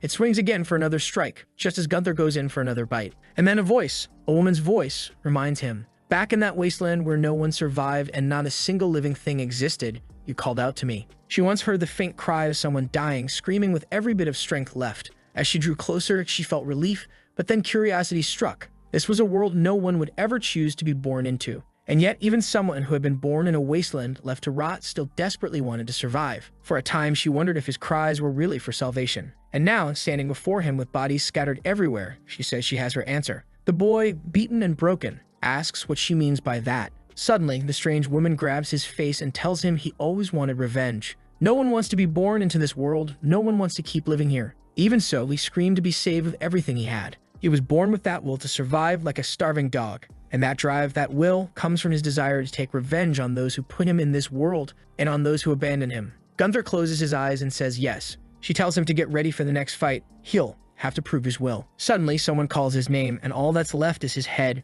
grinning with that crazy smile. It looks like he really did die by drowning. But luckily, because his head was severed and the brain remained intact, he's still alive. His body was too heavy, packed with muscle to be recovered, but his head floated. Arian picks him up, thanking him for still being alive, while Leonard tells him to hurry, because the fight isn't over yet. Damn, only the head survived. Give the guy a break already. Reinhard is shocked, seeing just his head being revived, reacting strangely, trying to make sense of what Gunther is saying. Arian calms him, explaining he can't properly speak without a torso. The new body is almost finished. He just has to wait a little. Still, his head twitches unnervingly. Sometime later, he's restored and mutters that the last fight was boring as hell. He asks if more vampires showed up. Leonard says no, that thing is probably still alive. Gunther insists that's impossible. He bit through the creature's heart. Leonard replies that he wants to believe it too, but where they found Gunther's head, they also saw footprints leading out of the water. He followed the tracks and found a strange carriage, likely belonging to vampires. Since they had no chance of winning outright, the priority was recovering Gunther's body.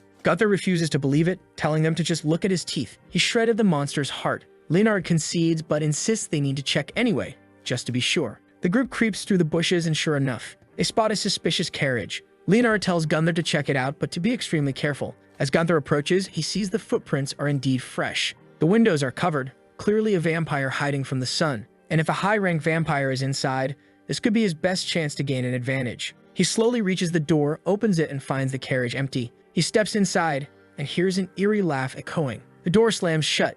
In the same instant, something lunges at his head from the side, but he blocks it. A brawl erupts in the dark. He can't see a thing. One of those small knife-wielding dwarves knocks him outside, and Gunther orders the others not to interfere. Another strange one appears, carrying a little shack on his head, announcing that the slayer of the Pig King has arrived. Gunther demands to know why they're so weak if they're vampires. The creature explains they struggle to walk and fight because they are all failed births. Worse still, some are failures born from other failures, twisted upon twisted. Gunther sneers and he doesn't care. He throws one aside and declares it's time to wipe them all out, because they kill humans without hesitation. The one with the little house on his back trembling says it's fine. Just follow him and he'll lead the way to the final performance. Gunther follows, surrounded by countless others watching. He mutters that the squealing pig noises they make are ridiculous, especially since they're not even pigs. The creature explains that it's because they weren't created as humans but rather as plump pigs, which is why they sound like that. He pulls back a curtain and announces it's time to see the most beautiful creation of them all. There she is, the strange one, Evelyn. Gunther steps in glaring and she greets him by saying the audience has arrived.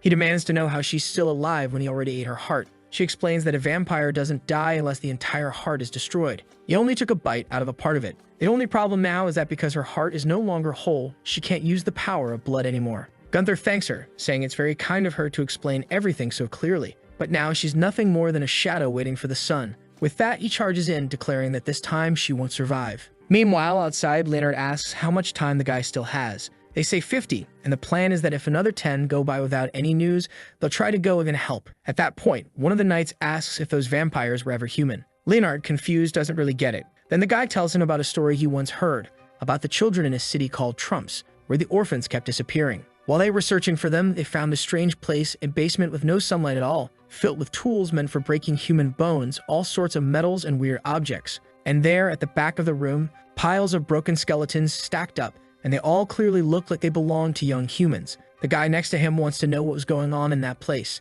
The man just explains that he heard products were being manufactured there. Apparently, they were making and selling bizarre humans, and the smaller and more deformed they were, the more expensive they were sold for. The guy says it's ridiculous. Who would buy something like that? The chemist answers that it was just gossip, he has no idea, but rumors said it was probably wealthy merchants and nobles. That's because having a servant who was extremely small was like a symbol of power, as if it were a jewel, some kind of rare material. The man says he gets it, but why would anyone do something like that to a person? The other explains that maybe it was because they already had everything in this world, and unless it was something unusual and rare, they didn't want it. The end of the story says that some of the survivors from that place were sold to a circus. He thought it was an exaggerated story, nonsense really, but maybe those there had been the victims. Then he drops the heavy question and asks the captain if the barrel they're protecting, the people behind that bridge, are they really worth it? And man, while they're lost in this whole philosophy, the protagonist smashes the door down with his sword. The vampire jumps and says they suffocated him, scraped him, and broke his bones. The horrendous pain never ended. Even when he cried and begged to be killed, they ignored him. Until one day, suddenly, they let him go and told him he was free. He asked why. Why all that torment? All that pain, all that time, and why, out of nowhere, he was given that so-called freedom. That's when the man with the feather in his hat said, "Evelyn, the trend has passed." Damn. Evelyn laughs, then her face hardens and she stares at him again. She says she wants to ask one last thing. What's the trend now? Stories with systems and stories with a protagonist who blows money on women. That's what's popular. Anything else, she can be informed. Gunther says that for him, the trend is, no matter what happens, he survives in the end. It's the story of a man. The whole scene with Evelyn first shows her face silent, then her reaction, saying it's something difficult. Yes, definitely a lonely performance. And man, the carriage is shattered, sunlight hits, and she's completely turned to ashes. Damn, it ended a bit anticlimactic. But I think that was intentional, just to leave us heavy with that psychological weight. Meanwhile, back in Bahal, they're talking about how it looks like he already killed 2 high-ranking vampires. And according to what people say, there are about 6 more around Bahal. Knowing this, the guy says he's really going to have a lot to face. A scared one comments that they're going to have to help him because, yeah, he won't be able to handle it alone. But the stubborn one tells him to stop being crazy. Why should he care about those people who aren't worth anything? Besides, they had a natural fortress connected to the continent. Their side past the sea had a much better chance of surviving. Not to mention, vampires hate water. Has he ever heard of a vampire swimmer? And right at that moment, they hear a thud, then another thud, and the guy asks what that is.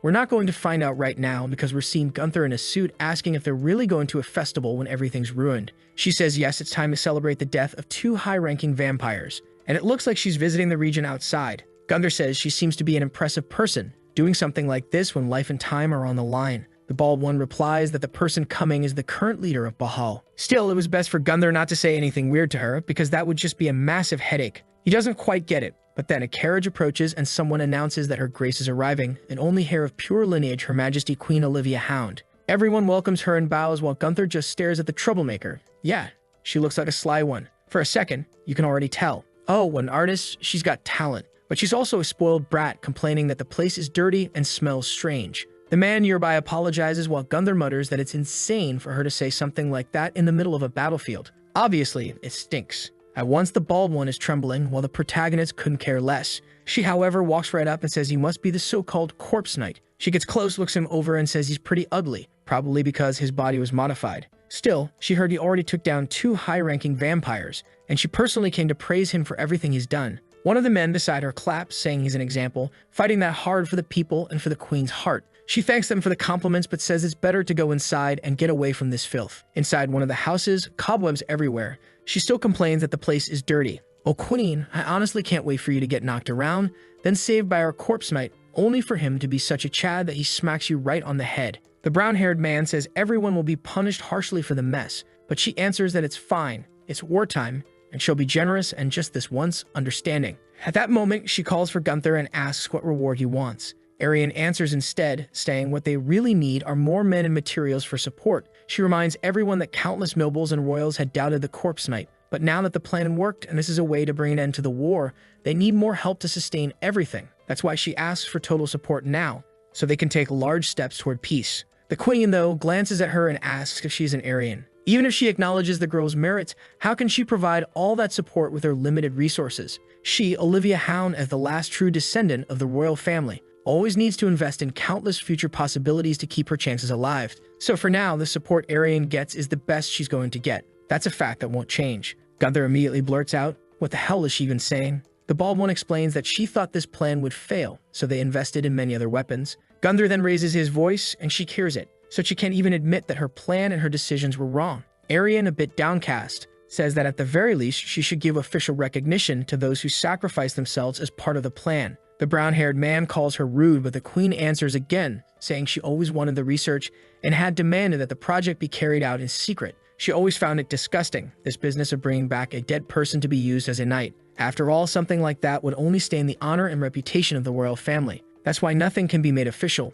Otherwise, the knight's existence would become public, and that would be bad for everyone. She then declares the reward will be the title of Count, along with the fertile territory down in the southern region. The odd fellow beside her pipes up again, praising the queen as incredible, flawless in her judgment. And man, then she stretches out her little hand and says to come closer and give it a kiss if they accept the reward. Gunther glares and mutters he can't stand this nonsense. In a situation where no one knows if they're going to die today or tomorrow, she's there rambling about honor and pride. Looks like they brought in some crazy woman claiming to be the queen. Humanity's doomed. The guys in the back are all apologizing to Her Majesty while telling Gunther to shut up. And now the queen herself starts to lose it and orders the protagonist to shut his mouth. Oh no, now I'm rooting for her to get beaten to death by a vampire, while Gunther just stands there laughing in her face. Then 2 men burst through the door and Leonard warns that danger is coming. A massive creature was heading straight for Bahal. Outside, watching, the bald one tells Gunther not to lose his mind, but Gunther replies that everyone's going to die anyway, including himself, so he's not about to respect that weird woman.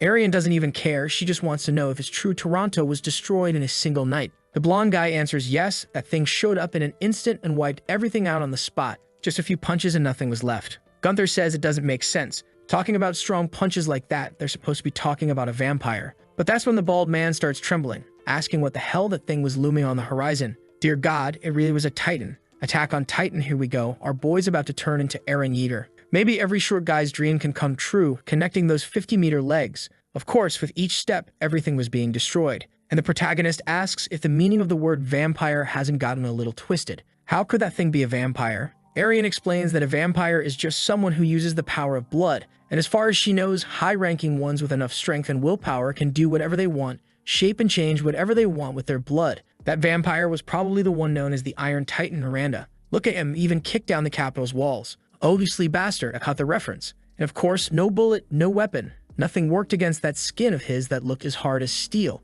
She'd already heard the rumors, but seeing him face to face like this was terrifying. Gunther comments that for someone nobody had ever actually seen, he seems pretty famous. She says yes, that's exactly why countless studies have been done trying to find his weakness. He tells her to spill it, and she says it's simple. None. He doesn't have a weakness. They're already rushing the carriages, and she explains that unfortunately, that's all the information they've got. Nobody's ever managed to cut his skin, so no one knows what's inside. Both of them, however, reach the same conclusion. If that thing enters Bahal, the whole city falls. Arian says that's why they always try to track the monster. Gunther wants to know where it's headed. The bald one answers that obviously they have no idea. Apparently Miranda always moves spontaneously. But Arian insists, just like any other, he must burn in the sun. Gunther finds that suspicious. Something that size would need a peculiar place to hide. But she shakes her head. She says that when the sun rises, he transforms into another form that's not a Titan. And it's at that moment, right after the transformation, that he has to be killed. That's the only thing she believes could work. Gunther realizes it's basically a deadly game of hide and seek. The bald one says that looking at the map today at the speed he's moving, he still won't reach Bahal. So they've got a few days to prepare. At this pace, he'll probably hole up in some ruined village with lots of buildings. And if they don't find him there, odds are high that tomorrow he'll enter Bahal. Meaning, the winner of this fight will be decided in that village. They arrive already spotting the gigantic footprints. At least that makes it easy to track him. As soon as Gunther gets there, he wants the perfect answer. Somebody point me to where the freak is. But Leonard replies that first they'll have to check the 120 houses in that place, starting from the south. He asked the queen for troops, but unfortunately there weren't that many available. The man in front replied that the queen had ordered most of them to stay at the base and reinforce the defenses. Gunther laughs, saying it's clear her pride matters more than any human life. But with no time to waste, Leonard just orders everyone to start searching. They had to split into groups, go into each house, and check as much as possible. So here we are with them going in, pulling everything apart, investigating drawers, boxes, even breaking down doors. Gunther steps inside and asks himself, where the hell is that damn Iron Titan? The bastard was a huge, muscle-bound giant, so he figured it had to be a big human too. That's why he was focused on open spaces instead of tight ones. He walks up to a door, punches it, and says this looks perfect. A soldier reports that nothing has been found yet. The sun's still up, and the bald one thinks something's off, only a few houses left. Ariel replies that he could be hiding in a way that's hard to imagine. Gunther stomps the ground, frustrated, saying he's already destroyed more than 10 houses and hasn't found anything, not even a rat, let alone a vampire. Suddenly, footsteps echo along the hallway. He pauses, confused, steps outside, and runs after them. As he rounds the corner, there's something covered in what looks like a black cloth. He squints, asking himself what that strange mouth was supposed to be. The scene shifts to Lord Julius, and that mouth is whispering in his ear. Now he knows the immortal knight is there, and the shadow confirms it. The man is sure, another one of Bahal's creations. The big-mouthed one wants to know what this Bahal is that all the humans keep talking about. All he knows is it's the only city left intact. Julius then explains that Bahal is actually where it all began. That's why he's been dragging things out, because it also needs to end there, and the time has come. The sharp-toothed one says that if that's the order, he'll tell Miranda. Julius says fine, but he also wants the immortal knight brought to him. The sun keeps sinking, and just then, one of the houses explodes. The bald one's already calling out for Gunther. When he gets inside, he asks if it's a vampire. But instead, a boy is stepping out with a bear on his shoulder. He asks if this could be the creature, but they all say it's impossible. The sun would set in an hour, and now they're screwed, because if it's not here, it's already moved on. Leonard orders them to resume the search, while Gunther complains that it's impossible to find something when they don't even know what they're looking for. Arian just says it's the only option, they don't have many people here, and there's no other way to handle it. Then Leonard suggests they burn all the houses down. If there's anything hiding inside, human or not, it'll show itself. Arian thinks it's too risky, with the forests all around. The whole island could go up in flames. Gunther tells him to give it up, that they should look for another solution. But the bald one refuses, saying they can't back out, because if they do, the next battlefield will be Bahal. He reminds Gunther that he was created for the plan to protect that city. Giving up was never an option. It was time for everyone to search again. He takes off running, and Gunther is left confused until Leonard explains that Rainer's family is in Bahal. He's got a daughter he cares for deeply. Gunther smirks and says the bald guy finally managed to do something worthwhile with his life, while Leonard shouts for everyone to keep searching and not give up. Time passes, and Rainer realizes there's nothing here. The sun is just about to set when he hears a sound behind him. He turns around. Inside a box, something is shaking. Suddenly, the entire house is blown apart, and something starts rising. He's thrown back from the impact while Gunther mutters that he knew something like this was bound to happen. Now everyone was screwed. Arian asks what happened, and the bald one explains that he found it. In that situation, at that moment, he should have killed it. The protagonist wants to know what he means by not killing it when he had the chance. Then he explains that inside the box, what he found was a child. Gunther is shocked, but right in front of them, the Titan rises. As soon as the beast takes form, it winds up a punch and hurls it straight at the trio. Next chapter, the soldiers are trying to flee, but the monster stomps down on them, and from a distance he can already see the city. Gunther shows up carrying a pillar, spins it 3 times and throws it, but it smacks the Titan's arm like it was nothing but a toothpick. He leaps up and throws a punch too, but nothing happens. Just like they had warned, that skin couldn't be pierced. He keeps punching, slashing left and right, but nothing works, until even his arm breaks apart. Then the monster shifts, raising its hand to smack him down, but he dodges. He keeps climbing up its arm, thinking that no matter how strong something is, everything has a weakness. Another strike comes, the beast claps his palms together, but he slips out again and keeps climbing. Still, in the middle of this chase, he suddenly loses his grip, and the Titan manages to catch him by the foot. Looking straight into its eye, Gunther wonders if this is the spot that might be exposed. But then, damn, the monster flicks him, and the kid is completely disintegrated. At the same time, the Queen sees the Titan approaching. It was effortlessly crossing the ocean. The Queen declares there's no such thing as an immortal vampire. She hasn't met any high-ranking ones, but she's seen plenty of low-ranked vampires killed by normal people. That's why she says they don't need that filthy night. Oh, Queen, do us a favor and die in as much pain as possible. Then SIP member 1 shows up saying all the adjustments are complete, and they're ready for launch. They have built a massive wall of spear parts. But really, if one spear doesn't pierce, throwing 50,000 of them won't change anything. 50,000 spears still won't go in. The man insists they have 100 gigantic arrows with the tension force of 100 horses. The monster's skin would be pierced easily, and its heart ripped out. They'd win without leaving a trace of it. The Queen laughs, saying that the moment it falls, everyone will recognize her as the true emperor, the one who rules humanity. She orders everyone to witness the power of the royal family. Raising her hands, glaring ahead, she commands the shot to be fired. Meanwhile, the others are gathering around what's left of Gunther, and the bald man says he can't believe it. Is this what remains of humanity's hope? He tells himself he should have been more resolute. If he hadn't hesitated for a single second, none of this would have happened. He's right. He has a daughter in the city, and he hesitated to kill that pale kid in the box. Arian looks sad over Gunther when suddenly something drops beside them. It's a piece of his head with a little hand, trying to say he's still alive. That's when they realize he had been up in the tree this whole time. Arian thanks him right there, saying she's glad he survived, while he, poor guy, can't even speak. Soon they're in the carriage, with Gunther asking for new parts. He couldn't open his mouth properly, but Reiner keeps watching and manages to translate something. Since he can't open his mouth, attack the eyes. Arian says she understands, but even if they destroy the eye, the heart will still be intact. Then he whispers something else to Reiner, who translates it. He's basically going to enter the body through the eye and run straight to the heart. Arian pauses to think and admits that if they can enter through the eye like that, they might actually have a chance. The problem is figuring out how to reach the head in the first place. Just then, they hear the volley, endless sequence of arrows fired at the Titan, slamming straight into its chest. Everyone knew this was the weapon the Queen had prepared, and it did look pretty strong. But guess what? When the smoke clears, a Titan is standing there intact, not a single one pierced through. One of the men states the obvious on the wall. The Titan didn't fall, and it's still closing in. Another rushes over and asks the Queen what they should do, but she demands to know the next plan. The man hesitates to explain while she bites down in rage, and with that, the Titan is reaching the city. Meanwhile, the bald one is still blaming himself, saying he should have been more decisive. Suddenly, someone shouts for their father, then runs up to hug him. She's carrying a four-armed Gunther on her back, saying she's glad he's safe. No wonder he's the great general.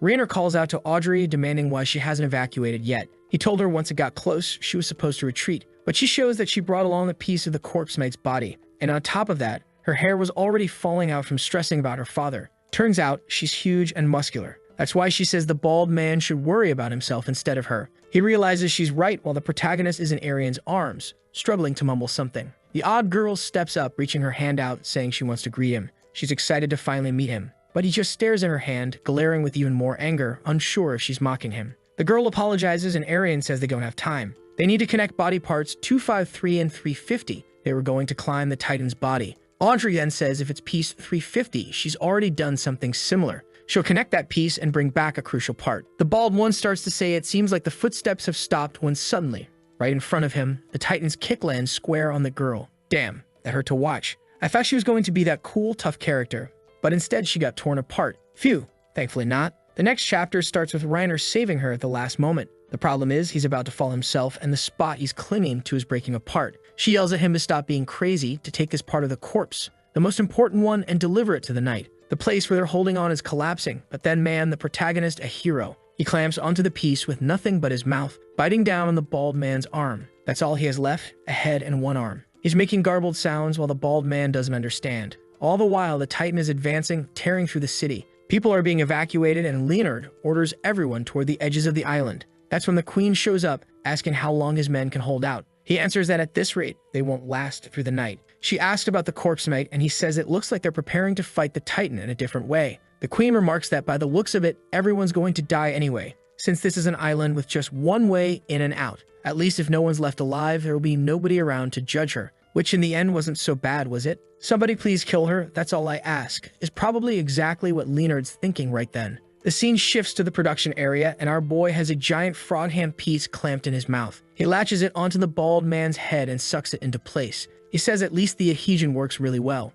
Rainer explains that it's a weapon made from the arm of some lizard beast, meant to stick so he can climb. Meanwhile, the bald man thanks him for saving him. Gunther snaps back that he didn't save anybody. What he saved was the body part he needed. He couldn't care less if the bald guy had died, who now had a huge scar on his head. The bald man just mutters that Gunther is always like this. There must have been a moment when he remembered being happy in the presence of someone else. He looks up and asks, "What the hell is this?" and wants to know if he's joking. His relatives didn't even have the courage to kill him, so they just tossed what was left of the fetus into the trash heap. Or maybe he should have been happy back in the arena, where the only choice was kill or be killed. A place where the only value his life had was the money people bet on the winner. He tells him to stop being funny, because there was never anything happy or interesting in his life. Up until now, the only people around him were either trying to kill him or trying to take him down. And yet, even so, he survived. Because even if the entire world wanted him dead, he would keep fighting and surviving. Nothing in the world was more valuable than that, so he wants to compete and see who's still alive in the end. And he's sure it'll be him. But Rainer then says that a life where all you want is to survive is a life where you have nothing. Gunther stares him down, but then the others announce that the parts have been connected. The protagonist pulls the piece off his head and rises with 4 arms. Arian calls out to him, but he doesn't respond. She finally says that she'd like to see him tomorrow. He turns, saying that's a joke, and leaves the room staring straight at the Titan. Meanwhile, out at the edge of the city, almost falling into the sea, people can only watch as the Titan gets closer. Then suddenly, it looks down and sees something climbing up its leg. It's Gunther, rushing up at full speed. The Titan swings a palm to crush him, but Gunther leaps, latches on with his extra hands, and keeps climbing. Damn, he's fast now, already scaling the Titan's back. He knew at this pace the monster wouldn't be able to grab him, but the thing's absurdly flexible. It slaps him, sending him flying. Gunther crashes to the ground, looks at his arm, and says it happened again. So he leaps back toward the Titan, starts scaling the bridge of rubble.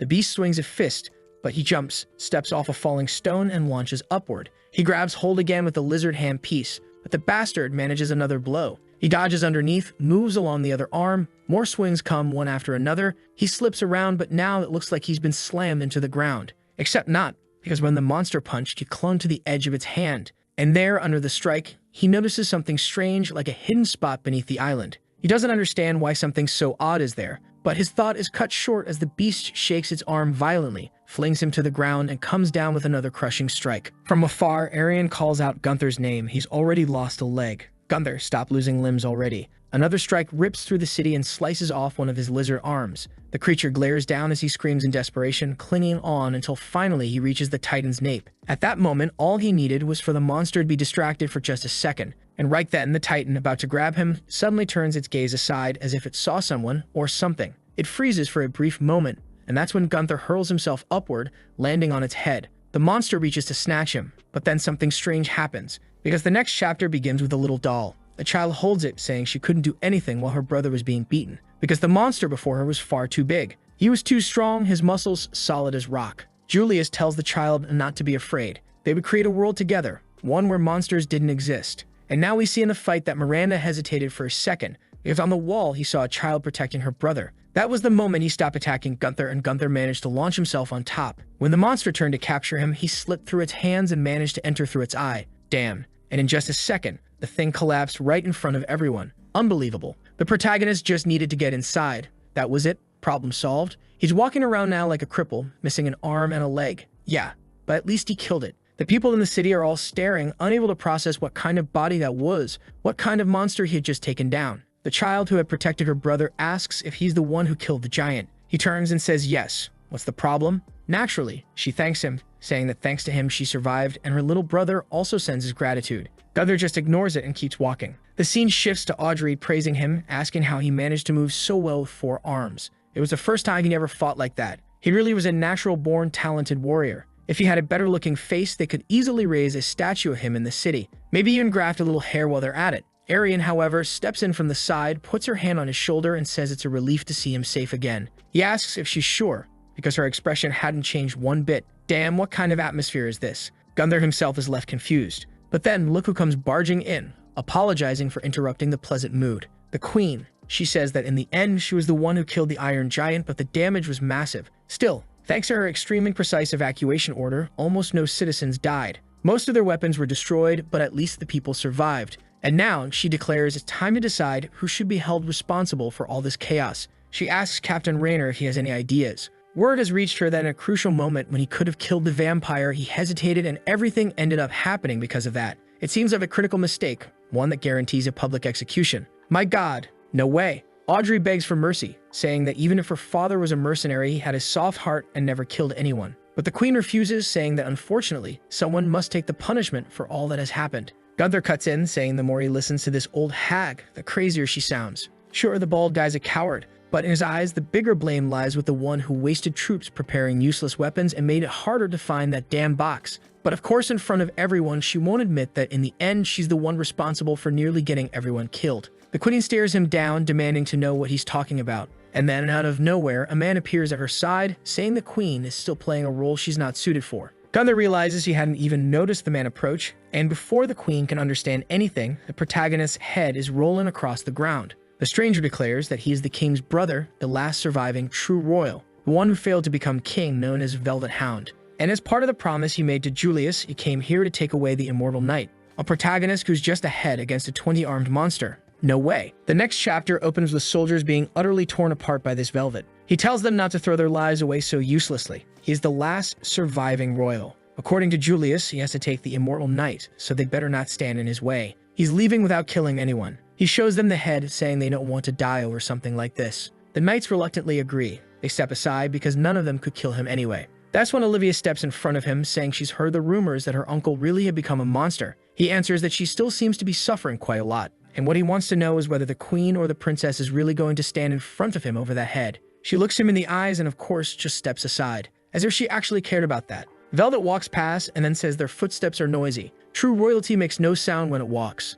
And clearly, that struck a nerve with her, leaving her fuming with anger. Velvet keeps moving, carried along while everyone watches. The crowd doesn't react as Raynor says they have to stop this. If that man crosses the bridge and enters the forest, this place is finished. The forest is full of obstacles, hard to track through and harder to fight in, and sunrise is coming soon. They had to buy time to get Gunther back. Raynor's daughter then yells out, asking why he isn't running but only walking. Velvet replies that true royalty never runs in front of others. Well then, they might as well keep following him and watching until the sun rises. He won't run. They follow him across the bridge until someone orders them to stop. It's Leonard standing face to face with nothing but his courage. Velvet asks if he really intends to block the path for the sake of a head, and Leonard, damn, says yes. Velvet wants to know why. Leonard answers that it's because that man is humanity's last hope. Velvet laughs, saying it's funny. Every single human he's ever known has lived only for themselves. In the end, the ones who hurt humans the most are other humans. So why does Leonard think it's worth throwing away his life for such vile creatures? Leonard lowers his head, but suddenly lifts it and declares that even so, he still believes humanity is worth saving. No matter how dark the world is, he believed in the goodness of humans who never lost their light. And for those who only wanted to kill each other, he believed it was the light of the righteous that would heal them. And it wasn't just him. All of them felt the same. They wouldn't stand there and let this choice turn them into monsters. Brave, no doubt about it, and even Velvet admits it. Velvet answers that it's a touching speech. Too bad that out of the 1,000 people in the city, there are only 5 standing in front of him. Would that really be enough to stop him? Leonard ignores the threat and tells Gunther that since he had saved him once, now it was their turn to do the same, and they charge. I honestly thought they'd come up with some strategy, some insane move. But no, we see just before Leonard thanking them for standing with him. They reply that since he had saved their lives once, dying wasn't frightening. What they feared more was dying without meaning. Leonard assured them it would never be meaningless. Even if they weren't anyone important, never written in history, and never the main characters of the world, even if they weren't great generals or kings, maybe that tiny spark of courage could become strength for something greater. At least that's what he believed. The soldiers look at each other and smile, but then, damn, they're ripped apart, lying on the ground with a leg gone and arm severed. Beside them, Leonard too, already missing an arm. Velvet walks past, saying they were arrogant, but he still finds their courage admirable, and that's why he'll spare their lives. Because mercy, too, is the duty of royalty. He continues toward the forest, saying that once inside, even royalty doesn't need to walk. It's the perfect place to hide from the eyes of prey. But then someone calls out to wait. It's Arian. The king asks if she intends to fight him. She answers yes. He warns her that one display of mercy is already more than enough. If they fight, he guarantees she'll die. Gunther's head is right there, clearly trying to say something. And Arian answers that either way, they have no future without that head. So if they're going to do anything, then it has to be trying to save it. Even though this was a man who had lived his whole life fighting alone, he looks at her and says it's just another touching confession. Strangely, she blushes a little, but then he draws his swords, saying that unfortunately, this is where she'll die without hesitation. He swings to cut her down, but she only manages to raise her blade to block, squinting one eye shut. Nothing happens. When she opens her eyes again, the sun had already risen, and his arm was burning. Velvet realizes it. He had been caught in the shadow of one of the few trees near the forest. He mutters that if he'd taken just 50 more steps, he would have been safe. Just 50 steps, such a small distance, but such an important one. Now the queen is practically laughing at him, saying he truly is the face of real royalty, pathetic and pitiful. Hiding beneath a tiny tree, risking his life, terrified of death. He should have at least brought along a low-class vampire to shield him or something. But she's foolish to think that since he was cast out of royalty without a single follower, of course he has no vampire. Velvet admits it.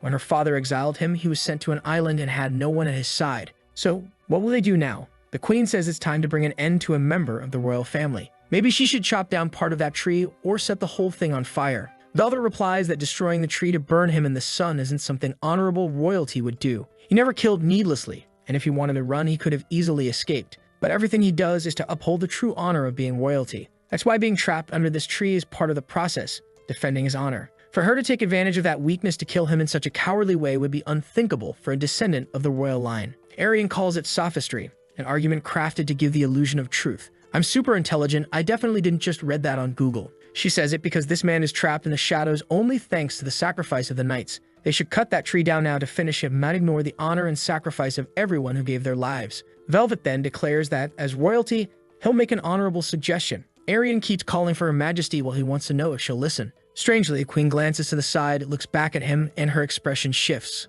The next chapter opens with someone calling her pathetic. Maybe it's him. Mocking that holding her forth 3 times during a meal shows she understands nothing of etiquette. Now it's clear why her father didn't want her. She was never a vessel worthy of royalty, truly living up to the name Olivia the Fool. The scene shifts to her #1 fan asking if she really accepted the offer. She answers that refusing something fair would be dishonorable, and this time she'll prove she's worthy of royalty. She then demands to know where Patrick was during all this chaos. She barely even saw him. He hesitates a moment before saying he was looking for a way to escape with her if things got too dangerous. She snaps back that she knows he was really just securing an escape route for himself. Either way, he better disappear from her sight without a word, or she'll have his arms and legs cut off. And you shouldn't forget that his burial will always be next to hers. He just replies that he understands and walks away. On the bridge, someone asks if they're really going to let that vampire live and why. Arian explains it seems to be because they accepted the duel. Audrey finds it ridiculous, since that man was only trapped thanks to everyone's sacrifice. Arian answers they have no choice but to accept.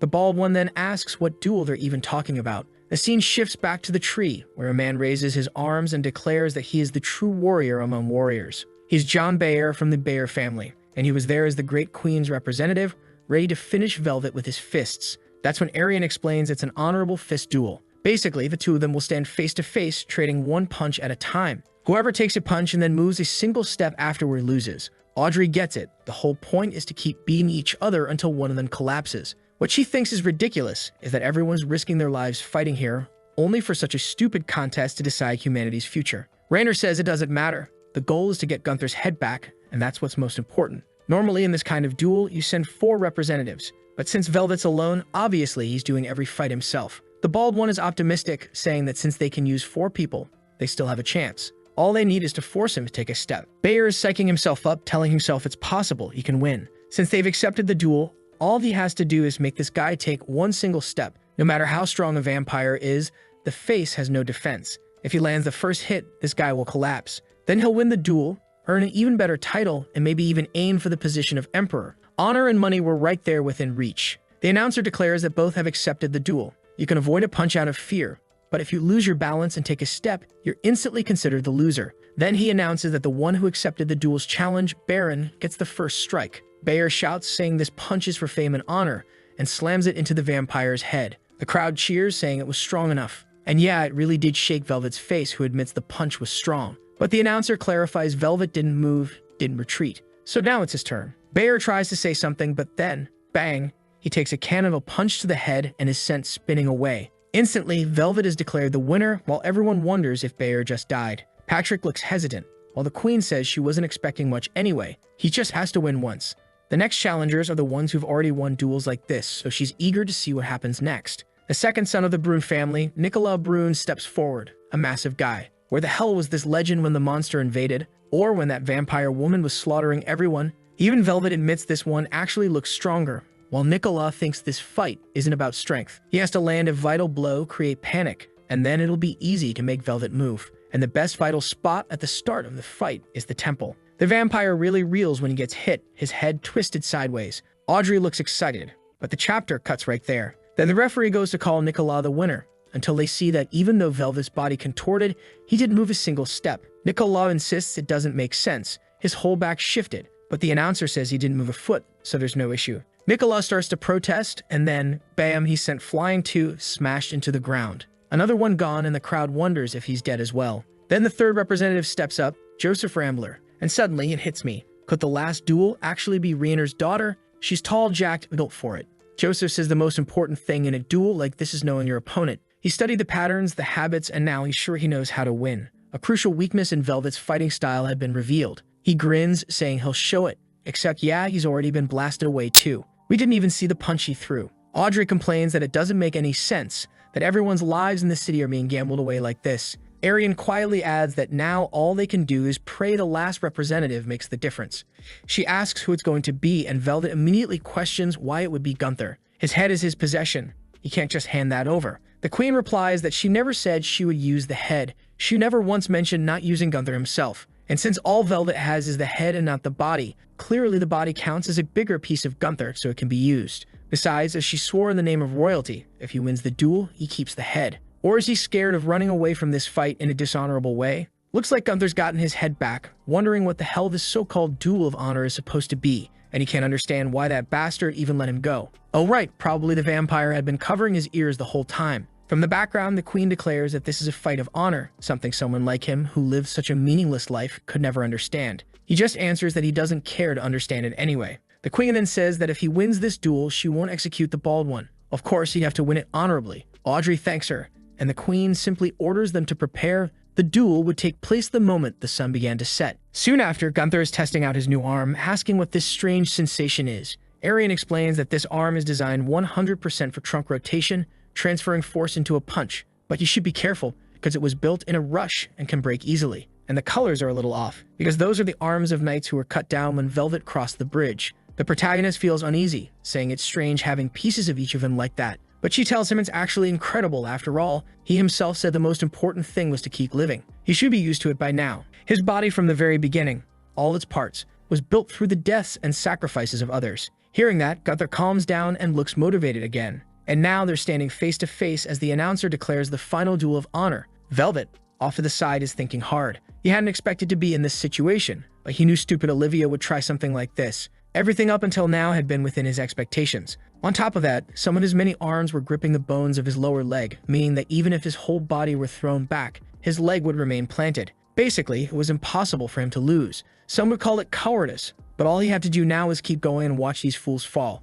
This was his revenge for what her father had done to him. His dark thoughts are cut short by Gunther's fist flying at his head at full speed. Velvet freezes, not even processing it. I think he forgot that if his head explodes, his body shuts down. And bang, a clean hit sends his skull flying. Gunther asks if that means he won. The guy's head literally flew off. But the referee announces that Velvet didn't move a single step, so the duel isn't over. Gunther flexes his arm, grinning that this duel is going to be a treat, while the vampire starts reconstituting himself, admitting that was dangerous but saying the game is over now. No matter how much the idiot Olivia tries, in the end she'll never beat him. But we cut back to earlier, where they were implanting steel rods inside Gunther's mouth. It was meant to help him withstand the blows. He said the taste was disgusting and weird, but Arian told him not to worry, the duel wouldn't last that long. In fact, it would end much sooner than he thought, so he better win. When Velvet's punch lands square, Gunther wonders why he hears a sharp metallic screech. The referee declares that Gunther didn't move a single step, so now it's his turn again. Gunther launches an uppercut, landing it flush on Velvet's jaw and blasting his head away once more.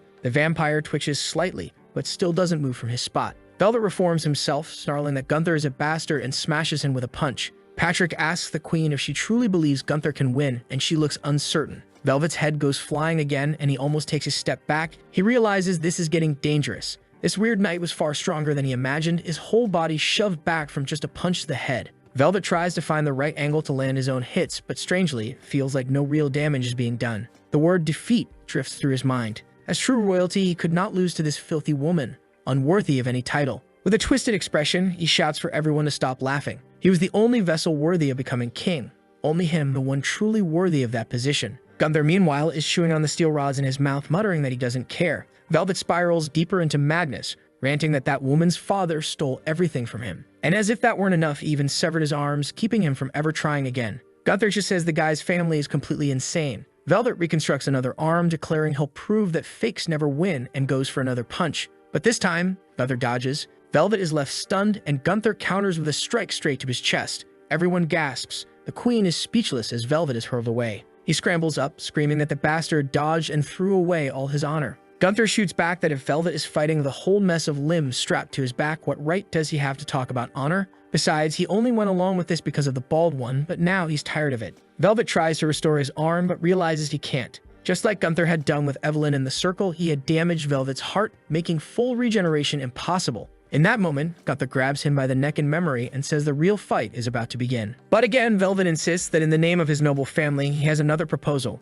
Gunther's response is to tell him to go to hell and blast him in the head again. Probably the moment Gunther saw Velvet merging 15 arms into one, he gave up on playing fair. For him, survival comes first. The queen, though, obviously wants to know why he dodged. Even if he died, even if humanity perished, he couldn't act like that while representing the royal family. She screams desperately that he's a bastard, but Patrick steps in, telling her to calm down. Did she actually see Gunther dodge? He says what really happened was Gunther took the punch head on, and with the fourth strike, he finished Velvet. Everyone else nods along. Yeah, that fourth punch was solid. He handled the third pretty well too. Patrick even rewrites the record, tearing out the old page and scribbling down. After Gunther received the third punch, he countered with the fourth and ended the vampire. Patrick says that's the perfect outcome, then turns and declares, yes, that's the truth now. The queen, still confused, mutters that apparently she's the one who won honorably, and he agrees, telling her she kept her honor intact. And there she is, smiling like a fool, celebrating, saying the victory is hers, everyone honoring the great queen. Meanwhile, Gunther is still pounding Velvet into the ground, the vampire begging him to stop, asking how long he's going to keep beating on someone with no arms. Doesn't he feel pity for a helpless enemy? Gunther calmly replies that he'll just keep hitting until sunrise. Nothing more, nothing less. Velvet, desperate, pleads for him to wait just a moment, says he has a proposal, only wants the boy to listen. But Gunther nearly caves his face in again, until Velvet suddenly blurts out the name Julius, the last pure-blooded vampire. He knows everyone must be searching for him. And Velvet claims he knows where Julius is hiding. If they spare him, he can lead them there, because once Julius is gone, they won't have to fight any more vampires. Humanity would be victorious. Gunther says he's not an idiot. If Julius dies, Velvet dies too, so there's no way he'd do that. But the vampire explains that Gunther doesn't understand how vampiric promises work. He swore to Julius that he would deliver the immortal night, meaning what happens between the two of them isn't his responsibility. He insists this is a great deal for Gunther. Gunther pauses, saying it's tempting, but how about he takes a few more punches before sunrise? Velvet screams, and with that, the sun is already up. Arian presses, wanting to know if he'll really guide them to Julius.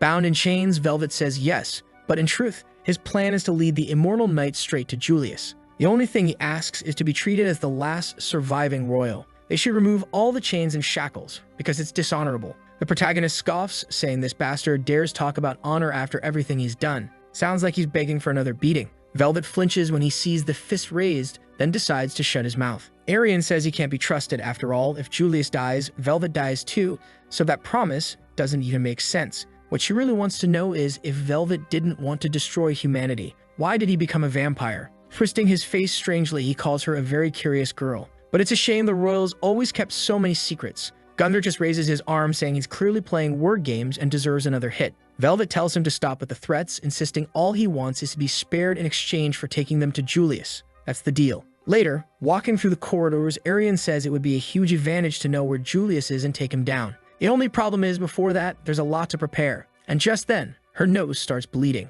Not only bleeding, but a mix of purple and red, and she begins to collapse on the ground. We've forgotten what was said in the very first chapter. She's a life battery, which means her life force is being drained. The others rush to carry her, her whole body flushed red. She can barely breathe, her body heat is burning, and strange marks cover her skin. That's when Gunther notices she has a massive implants along her back. He asks what that is, and the bald one explains it's the result of her becoming a human generator. A cocktail of drugs, potions, and all kinds of substances were pumped into her body. Those devices on her back work to detoxify the damage caused by those drugs, which is what lets the energy flow through the transmitter. On top of that, her intestines and organs are all compressed by the machinery. The only thing she can eat is certain types of soup. Gunther mutters that the fact she's still alive is already a miracle. Raynor adds that this is why Arian is unique. No normal person could have survived all this, and yet she endured days and nights in that body. Still, Gunther wants to know, why did she collapse, and will she recover? The bald man says first they need to understand the source of the body's heat, what exactly is happening. Then he asks Gunther if he's worried about her. Gunther shouts, hell no, he's worried because if she dies, he dies too.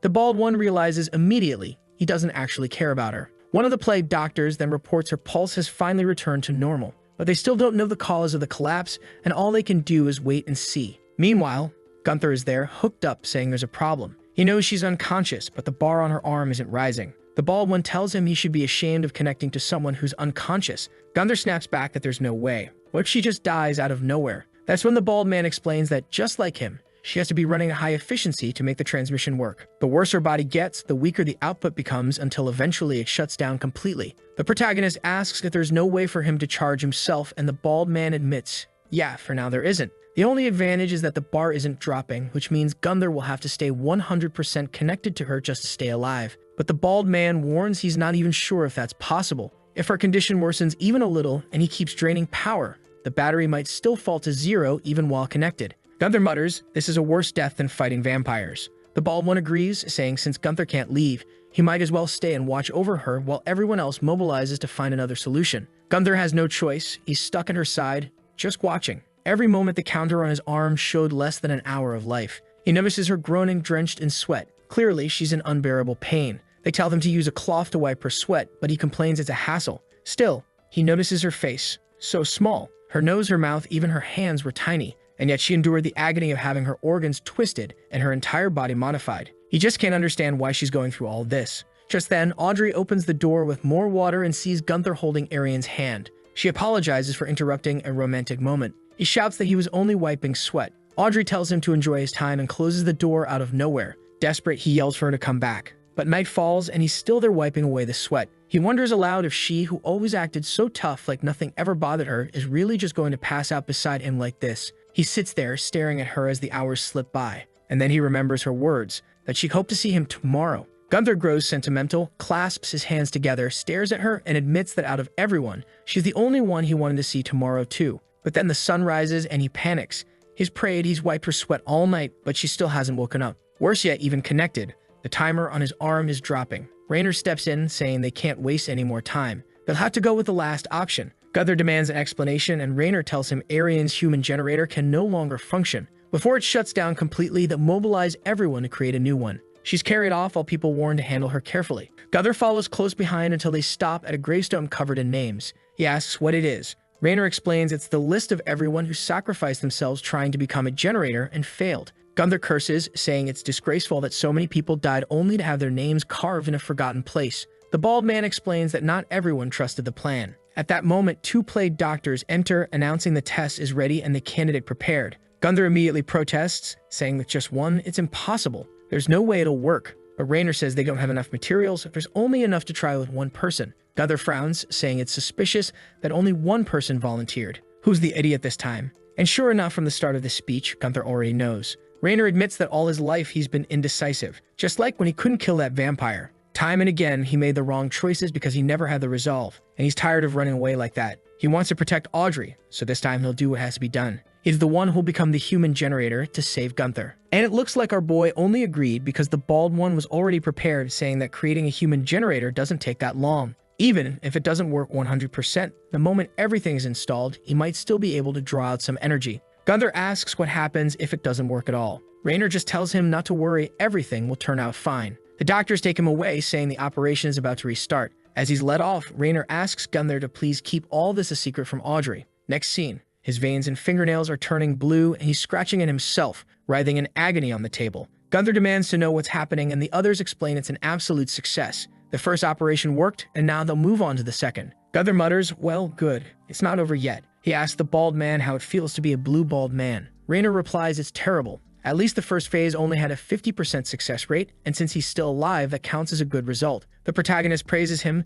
telling him to keep that positive attitude. Raynor then wants to know how much energy he has. He looks down at his wrist and says not much, just a tiny flicker. He tries to sit up, saying he has something to confess while he's still conscious. Gunther groans that he doesn't want to hear any death secrets, but Raynor goes on anyway. Audrey isn't his biological daughter. Gunther's shocked, saying that explains why they seem so different. But if she isn't his, then where did she come from? Rainer explains he had been abandoned by the mercenaries he spent his whole life with. After losing everything, he lived on the streets. And what really broke him wasn't losing material things, but being betrayed by the people he had considered his family. Left to die on the streets until someone offered him a piece of bread. That someone was Audrey. He remembers her tiny dirty hand holding out half a loaf to him. She too had been abandoned by her parents, but he's grateful to them because it meant he could become her father. Just like he had been abandoned and was able to rebuild his life thanks to Audrey, he hopes that in this cruel and merciless world, he'll eventually meet someone who will heal his wounds. Gunther grows serious at that. The doctors enter and announce the second operation is about to begin. A stretcher is wheeled off into a room of strange tools and bubbling vats,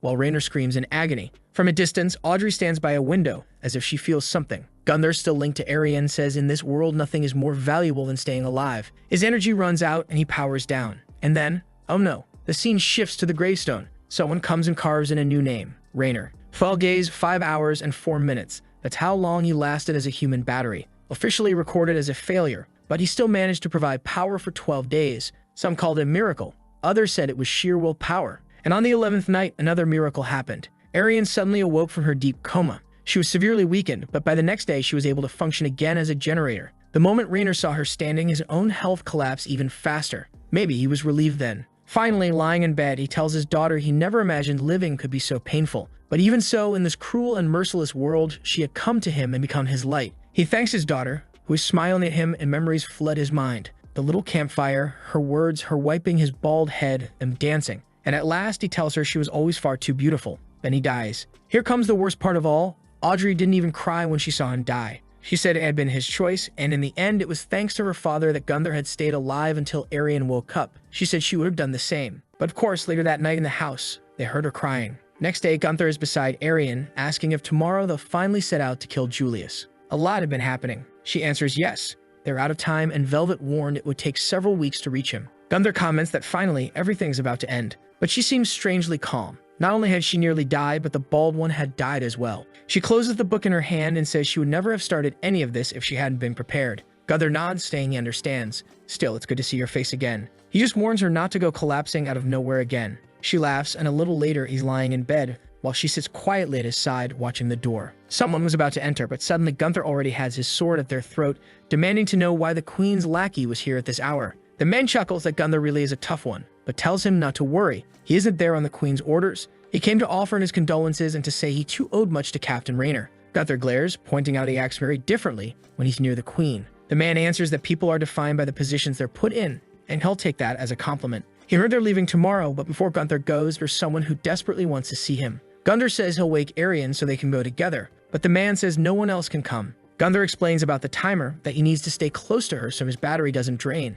Was this meeting really more important than saving humanity? Patrick answers yes. The one who wants to see him is more important than humanity's future. He is humanity itself and history itself. He is the King of Kings, the ancestor of mankind. Isn't Gunther curious about what really happened between humans and vampires? If he comes now, he'll learn everything. As they head down a flight of stairs, Gunther grumbles about this King of Kings nonsense. How many kings did this nation have? Seems like he meets more people here calling themselves kings than actual normal people. Patrick tells him to calm down, saying this person is different. He really is the true king who once ruled humanity. He was the embodiment of truth itself. Gunther asks if Patrick doesn't worship the Queen. Patrick laughs and asks if he really thinks she looks like someone capable of leading anyone. Gunther calls him a funny bastard, and Patrick thanks him. They arrive at a lavish but half-abandoned place, and Gunther remembers. It looks like the structure supported by those pillars he saw during the battle. He wants to know why they're here. Patrick explains that this place is deep beneath, a place that technically doesn't exist in history, built with expensive marble, onyx, and countless jewels.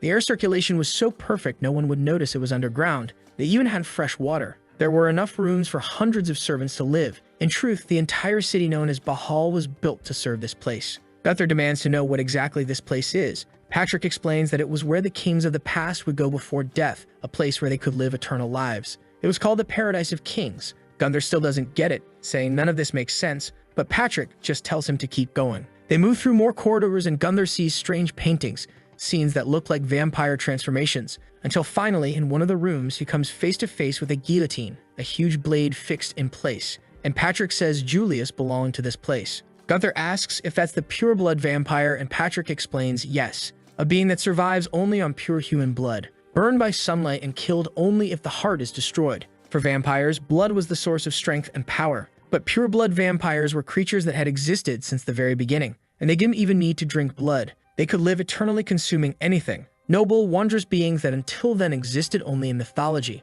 But eventually, they discovered something incredible about those pure bloods. Just as human blood gave strength to vampires, the blood of a pure blood could give strength to a human. Gunther doesn't understand, and Patrick explains yes, their pure blood could grant youth and extend human life. Basically, you could live forever if you kept drinking it. Gunther asks if everyone in that place survived from it. Patrick explains no, only a few selected ones, the king and a handful of servants, because pure blood was like a mirage. The moment it left the body, it disintegrated. That's why to have fresh blood available, they needed a way to obtain it at any time. Julius was imprisoned there and constantly decapitated so he wouldn't remain conscious. He supplied blood for humans for 950 years. Gunther mutters that now he doesn't even know who the real monster is. Patrick says it was all worth it. Thanks to Julius, humanity entered its greatest age of prosperity. The royal family gained influence over politics and administration, and any king of the earth when nearing death was sent to that place. He was judged by the kings below, who decided whether his life was valuable enough to be made eternal. Knowing of this judgment, every king pushed himself to create the best kingdom possible and achieve immortality.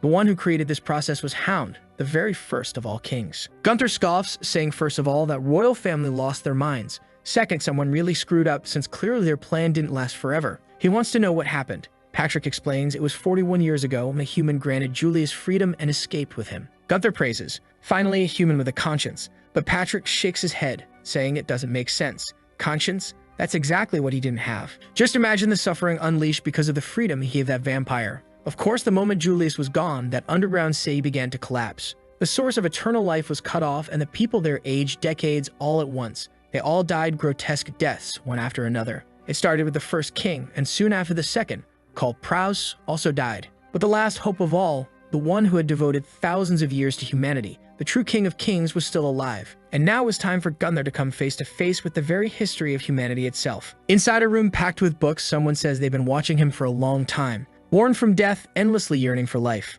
Alive but not completely. Dead but not entirely either. Existing right on the line between life and death, the so-called Death Knight, he welcomes him to his palace. The protagonist immediately blurts out that this weirdo is ugly as hell, to which the guy replies that he could say the same thing about him. Our boy's curious now though. What's this business about being watched for so long? For someone who's supposed to be a great king, he sure seems to live a pretty quiet life. The king explains that he doesn't just watch him, but that he keeps track of everyone's lives. When they were born, who raised them, what kind of lives they had, and how those lives ended. That's his power, to know and understand everything within this kingdom. Gunther tells him straight up that he's a creep and then presses him. If he already knows everything, why does he want to see him? With that weird expression on his face, a king reaches for a book and says, "This is the story of Isabella Hound and her life. She was a woman who was about to become the great queen of this kingdom, but she gave up the throne and chose to run away with Julius. The book is still unfinished, and one of my greatest wishes is to complete it. That's why I want you to ask Julius about her. What did she promise him that made him want to destroy humanity?" Gunther just shrugs it off, saying it's no mystery to him. The guy probably wants to wipe out humanity after having his head chopped off for 950 years. But the king explains that pure-blood vampires don't feel hatred. For someone like Julius, 950 years isn't even a long time. The real reason he wants to kill humanity is because of a promise he made to Isabella Hound. She gave up eternal life and the throne just to tell him something. What that was, the king still doesn't know. What he's interested in, though, is seeing what choice Gunther makes, whether he chooses to live or to die. After all, he can go on as a human or as a monster. He could even pursue eternal life, and since he loves surviving, that's something that piques the king's curiosity. Gunther doesn't answer. Truth is, up until now, he's been pretty questionable whenever survival was on the line. But here we are, golden weapon loaded, sword drawn. Arian says the time has come, and he only asks if she's been sleeping well. She says yes, thanks to him, and just tells the damn girl to snore a little quieter. Blushing, she ignores the jab and mentions that Velvet is going with them, which means Julius will know their location at any moment.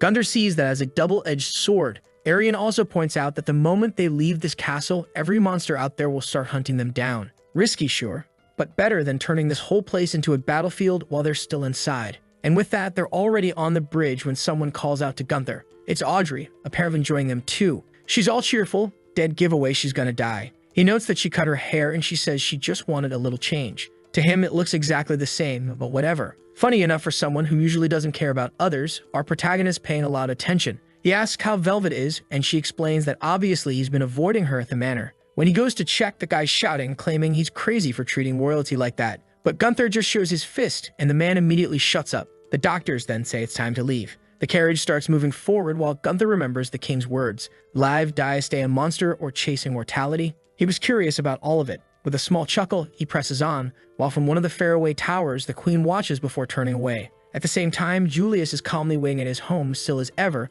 for the two of them who are on their way. One step forward and we move on to the next chapter, where someone's already shouting, wanting to know what this 582 kilometers thing's about. Velvet says, that's the distance they are from Julius. The protagonist snaps back, what kind of nonsense is that? These vampires don't know how to set up bases in accessible places, huh? Not to mention this carriage will travel, what, 50 kilometers total? At this pace, they'll get there in a month. Doesn't that bastard Julius know they're coming for him? Why doesn't he run in their direction too and give them a hand? Velvet answers that he said Julius should run, but in truth, he just doesn't understand the complexity of pure-blood vampire. He's always been in the exact same place, except for that one time he killed the king, and he'll stay there. The protagonist wants to know if there's some treasure there or something like that. Velvet tells him no, it's where Isabella Hound was buried. That instantly clicks with Gunther. That's the one the king talked about, the one who freed Julius from that place. At the same time, another girl's clinging to him, clearly exhausted. The journey's barely started and she's already asleep. Meanwhile, someone else is pointing at him, saying something beautiful's happening. He tells her to cut it out. The poor girl just fainted. He moves her head away from him. Suddenly, the horse jolts and Audrey slams her back against the wall, all twisted up. But once again, she sees Gunther shielding Arian. He mutters that he has to protect her. If she dies, he dies. Sometime later, the driver warns them to look ahead. The place is littered with countless corpses, a pile of dead bodies. He tells them to move away. As they approach, the smell of blood hangs heavy. It's fresh. The strangest thing is, the bodies have no bites or cuts. They look crushed. Gunther warns everyone to stay on alert, because there's a vampire nearby. He also says to collect the usable bodies. Maybe they can craft a weapon for him. That's when Audrey notices something odd. All the corpses are missing their hands. From inside the carriage, Velvet says this is going to be fun now that they've entered that person's domain. She asks who, and he explains that among the high-ranking vampires, there are two weird, crazy ones. One of them is Nesh No Hands, a filthy former slave that everyone hated dealing with. But one thing was undeniable. He had a real knack for killing. Velvet wants to see how many of them survive this fight. And they better not forget, they still have 582 kilometers to go. Moving on, Audrey is sure this road to Julius isn't going to be easy. They'll need to avoid fights as much as possible. And one of the most important things, as Arian says, is protecting the incredible black carriage. It's basically a simplified Bahal laboratory. Medicine, pieces of Gunther's weapons. They can make anything in there. Obviously, it needs to stay intact. Gunther, however, says the real priority is her, not the carriage. And as always, Audrey's there, watching all this romance play out. The protagonist thanks her, though it's easier to protect this small carriage than to hold off an entire army. At that moment, someone points out that the thing's designed to withstand shockwaves when suddenly someone yells, ambush. Looking back, a plague doctor runs to warn them a vampire is coming. Gunther's already moving toward it, but they stop, telling the others to get ready. From afar, another carriage comes flying, smashing into them from behind, and right after, something else slams down and destroys everything. Seeing that, Gunther wonders what the hell kind of vampire this was. It looked like a giant hand. And there he was, standing on top of all the fingers, saying 30. That was today's target. He had to hit 30. Gunther can only think about how disgusting the creature is. Black hair at least means it's a low-class vampire. Right away he focuses, because the thing comes at him swinging 5-6 hands, and he mutters there are countless ways to kill something that weak. He slashes first toward the fingers while the guy remarks that his strength feels strange, like he's not human. But no one can hurt this body Nesh has given him, until the sword pierces through, slicing the hand, tearing both apart at once. But another fist comes from the side and hurls him away. The creature, strangely enough, starts celebrating, bragging that he already has 2 for today, but the celebration's cut short as Gunther closes in within a second. He realizes these bastards are unpredictable, just like a human hand. The problem is, they're massive. Then he sees 3 of them heading toward the damn carriage. The horses are running full speed, the driver yelling to go faster because more freaks are closing in. From behind, another swings down to crush him, but Gunther's there again, cutting through. He asks how many vampires there are, and someone answers around 30. Seeing the guy holding a crossbow, Gunther asks if the fool really thinks that thing's going to kill vampires. If he truly wants to live, he should drop that useless weapon and grab his steel chain instead. One of the plague doctors begs for mercy, but has his head smashed in by one of those giant hands. And the creepy vampire, using his massive thumb, grabs the man's tiny hand and announces that's the 12th of the day. Still far from his goal. He glances aside, sees the carriage rolling by, and orders everyone to follow. Fingers are running along the sides, others coming from different angles, while Gunther slashes in every direction, grabs some chains, and spins them around, tearing everything apart. At the same time, he keeps himself anchored to the carriage, pulls forward, dodges another strike. He snaps the chain around his arm, uses it to sling himself ahead, slicing through 3, maybe 4 more in a flash. The doctors inside are stunned that someone can cause this kind of destruction with just a chain. He really is a monster. They think this is going to be easy, and then he's suddenly ripped away. Arian's right there when apparently it's just a flicked stone shooting through the window. What the hell? The bastard declares the next one's coming. The shot fires, Gunther sees it heading straight for the carriage, tries to intercept, swings his sword at the stone, but blood bursts out. The next chapter opens with that very moment.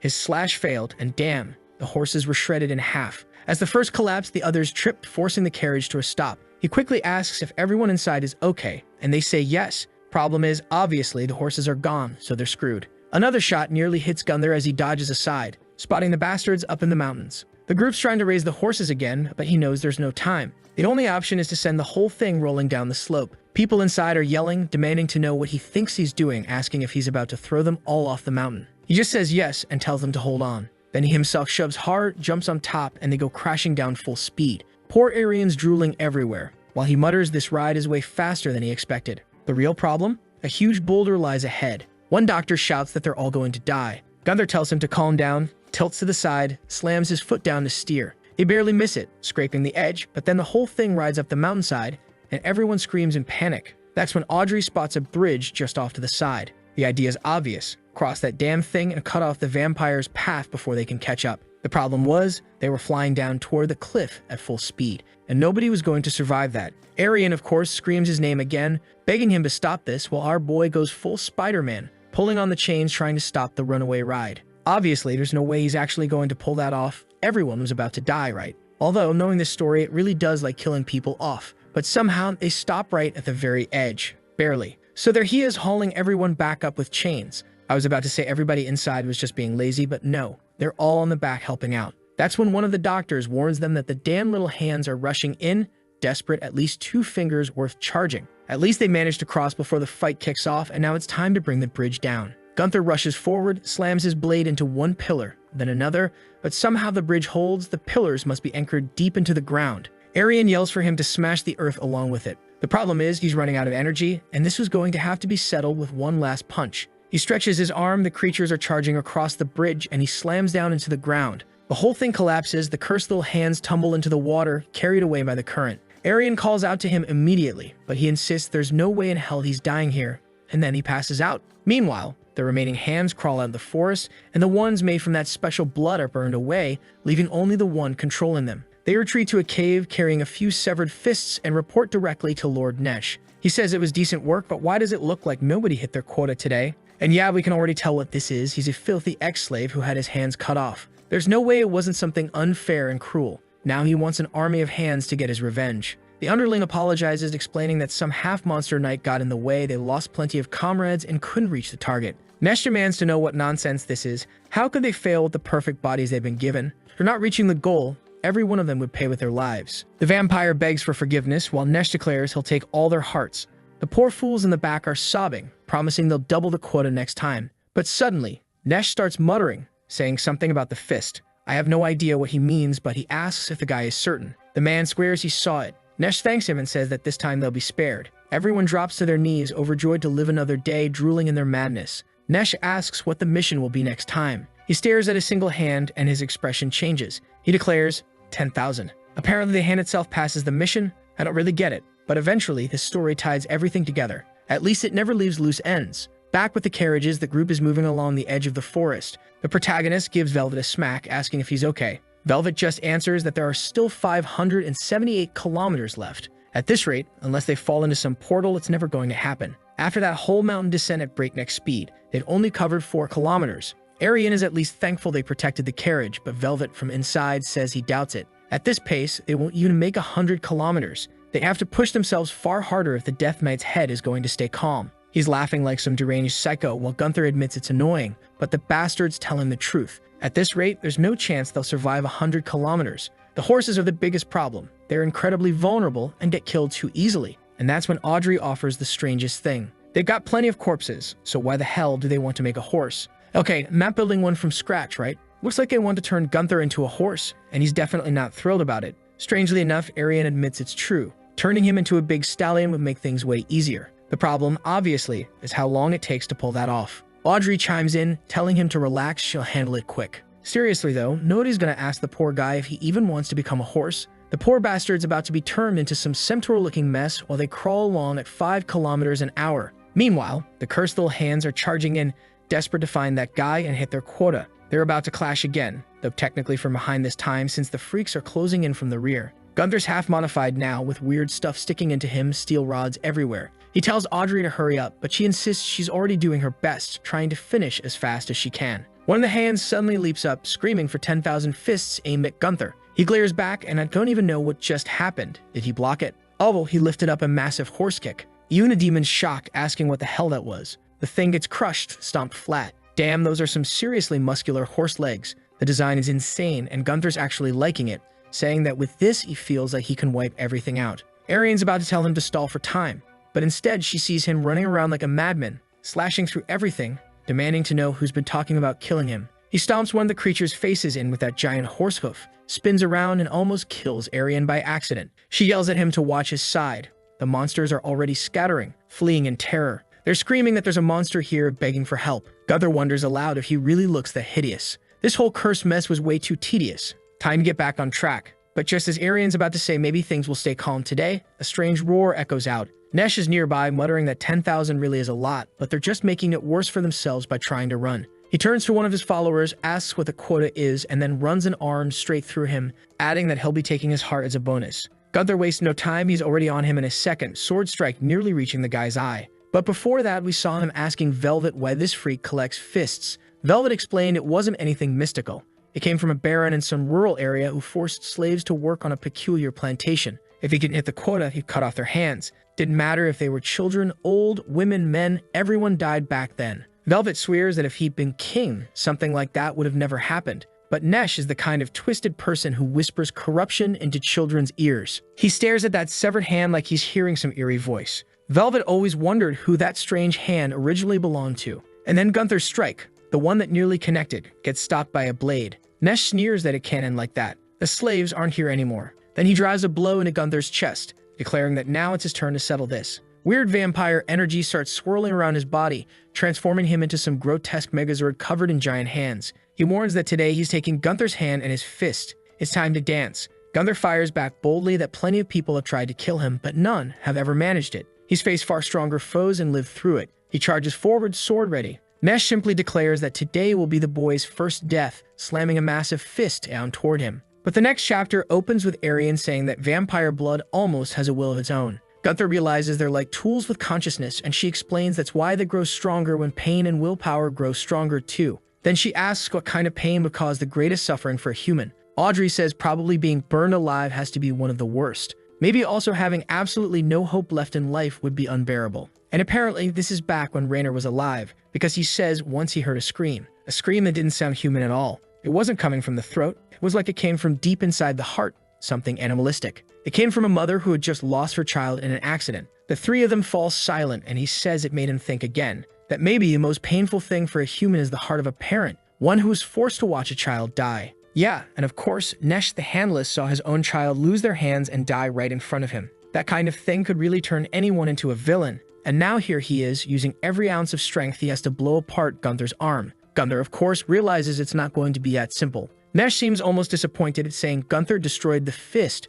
but he had to take it. How is he supposed to reach his quota now? He needs to control his legs better. But in the middle of his thought, Gunther interrupts him with a horse kick, slamming him, then unleashing another strike and another and another. The kid's pulling off a full Mortal Kombat combo, and yet the monster stands untouched, asking if that's really all the rage he has. The protagonist doesn't get it, how this creature hasn't even flinched, hasn't hesitated for a second. Strangely, as Nesh draws closer, Gunther feels something unsettling. He knows no enemy is without weakness, if for some reason he feels intimidated. Deep down, he knows he can't win against this guy right now. That's when Arian shouts from the back, telling him they've finished packing everything up. There's no reason for him to keep fighting. And he looks at her, remembering he's always been the one who chooses survival over anything else. With horse legs, he runs faster than anyone, sprinting at full speed. But of course, an attack teeters through his chest, blasting open a crater. From afar, Nesh calls out that he still has 10,000 fists to collect, so where does Gunther think he's going? Then, bam, it looks like it hit his head. Blood pours down, and he's wondering if it really struck his face how exactly he was hit. There's an eye on the ground. Only half his head was torn, but the brain's still intact. The problem is, his other eye is swollen shut, leaving him blind ahead. He can sense something charging toward him, but there's no way he's going to die like this. He leaps, shouting that no one is capable of killing him, and swings to punch back, but truthfully, he doesn't even know what he's aiming at. And just like that, the next chapter begins because every time something happens, it flips. Now we see Gunther in a pool of blood surrounded by corpses. A fallen man asks why the child is still fighting. Killing or dying changes nothing in his life, so why struggle so hard to run from death? Does he really believe he'll ever find a place he belongs? Or maybe he clings to the illusion that there's some way to take revenge on the parents who abandoned him in the trash. Gunther snaps at him to shut up, but the man only says he's a whiny child who's never felt love. There's no place for him in this world, no matter how hard he tries. No one has ever wanted him. With that, Gunther swings at him, and we're back in the moment of impact. His strike nearly hits Arian, who screams, grabs hold of him, and tells him he doesn't need to fight anymore. He's left confused, wondering how he can stay alive like this when he can't see. She tells him she'll be his eyes. She climbs onto his back, and together, they charge forward at full speed. The danger, though, is that the stones ahead could skewer him, and if that happens, she'd suffer too. But when the first one comes, she shouts for him to duck, and they dodge once more. But then Nesh leaps and nearly stomps right on top of them. They run in a panic. Gunther can't understand what the hell this fight even is. How is he supposed to predict anything when he can't see a thing? He wonders if maybe this is how he'll die and not understanding a single thing happening around him. Maybe this was the horrible death he'd always been waiting for. But Arian grabs him, telling him this time he's not alone and he doesn't need to worry. She calls for him to dodge left, and he just follows her words, moving blind. She warns that the carriage is 5 meters to the left. He just needs to go a little farther and plant his foot forward. He screams out desperately, and from Nesh's point of view, they're already way off in the distance, fleeing. Nesh mutters that the bastard really is slippery, and now it's complicated. He needs 10,000 fists to hit his quota. Still fine. He'll chase him every night until they're exhausted. In the end, he'll be the one to kill him. The scene shifts to the next day. They finally stop to rest a bit and check their supplies. Audrey asks what the next part of the plan is because unfortunately the boy's head is still open. Gunther, though, says to let Arian rest a little. She'd collapsed. And then he asks the question, how do you even fix someone's head? He never thought about it before, but yeah, it's possible, right? Of course it is. The whole damn thing's stitched together already. That's what he's asking. Can you fix my eyes? I can't fight like this. She tells him something he needs to know. Luckily, his brain wasn't damaged at all, so they just need to put on a new cover. His face will be fine. The only real issue is the eye. And sure enough, when he looks around, everyone's distorted, their head's huge. He mutters something's off. Everyone looks big-headed. Arian explains that the eye is the most complex part to rebuild for his body, and in a rush, this was the best they could do. He snaps at her and moves back, saying it looks like a balloon, and she explains that his right eye is closed and not functioning because it was so complex they had to give up. Specifically, the connections are almost impossible. Too many nerves, too tiny, and with the crude tools they've got, there's no way to do it properly. Gunther demands to know how he's supposed to fight like this. He even suggests taking someone else's eye and putting it in his face. Audrey says maybe they have a few spare eyes. They'll try their best. She asks if he can see with the one they put in, and he says no, not at all. Nothing. They try another one, looks like it's from a vampire, but the thing spins around wildly. They insert another. He says now he's seeing 8 of everything. Another one, nothing. Another, still nothing. She admits they tried all of them, and none worked.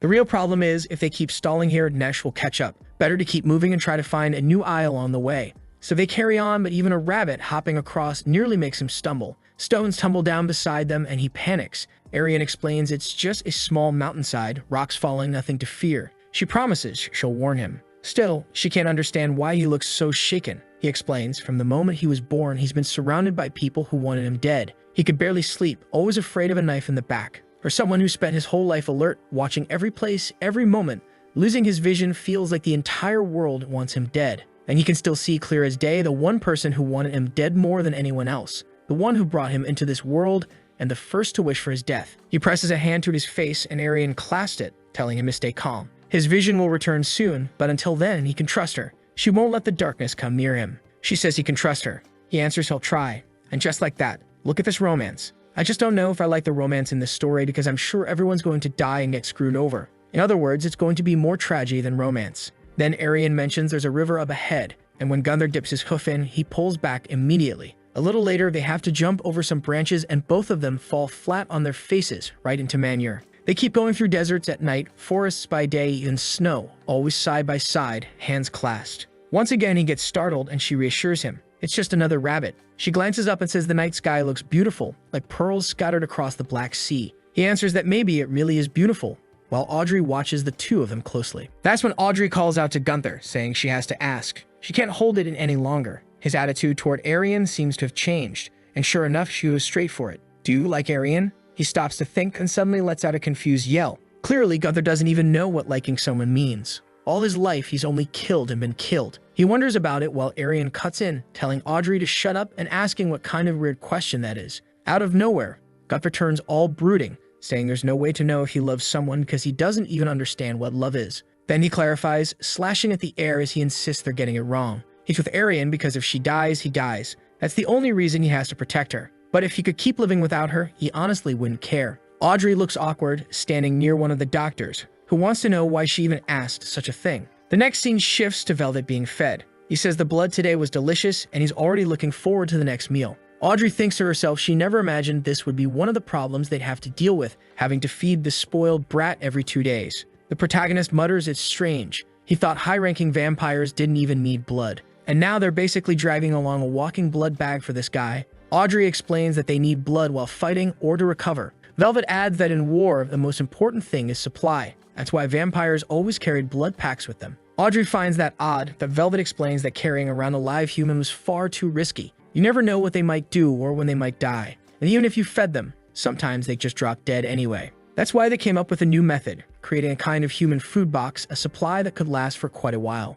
Audrey demands he explain, but Velvet refuses, saying their relationship isn't close enough for him to share everything. Gunther stretches out his arm toward him, but this time Velvet says it's part of the royal family's pride. No matter how much they torture him, he won't say. Besides, he adds they're nothing more than a death knight and a human battery. He's heard talk of things like that and wants to know how a death knight is actually created. He begins to ask if they use a certain method, but Arian shuts him down, reminding him that they have the right to keep their own secrets, and he better not forget the nature of their relationship. Velvet says fine, but it catches Gunther's attention. By now, they're on their 32nd eye transplant. This one, in theory, should be the best so far. It's the freshest and about the same size as his old one. He opens it and sees slightly blurry, but much clearer than before. Everyone celebrates, and one of the doctors explains that the donor's name was Doric, a 28-year-old who'd been Gunther's friend for 10 years. But he'd been severely injured in those battles and died that morning. His dream was to become a hero who could help save the world, and in a way, he did become part of it all. He asks Gunther if he'll remember his name. Gunther just replies that he'll try, maybe, sounding like he's trying to play the good guy even though he doesn't care about anything. With that, the carriage keeps moving. 414 kilometers left until they reach their destination. Slower than they wanted, but at that pace they'd eventually get there. The only problem is that Audrey is starving, bleeding from hunger. The only thing they've eaten these past days were 1 or 2 scraps of dried meat. She thinks it's ironic that Velvet, that brat, is eating better than they are. They've come too far without resting, and all she wants is to drink, eat a little, and take a warm bath. At that moment, one of the men in the group points out 2 people up ahead. They walk right into a noble-looking man and a peasant woman who say it's been a long time since they've seen other humans. They compliment them for surviving and ask if they'd like to spend some time in their village. Doesn't sound strange at all, right? Arian immediately questions why there's a village in the middle of a battlefield and why these two's clothes are so spotless. Who exactly are they? The odd pair glance at each other and start laughing. Clearly, something's off in their heads. They apologize for not introducing themselves sooner and explain that after countless sacrifices and experiments, they found a way to survive against the vampires. Now they want to spread their solution to everyone. Audrey wants to know how that works.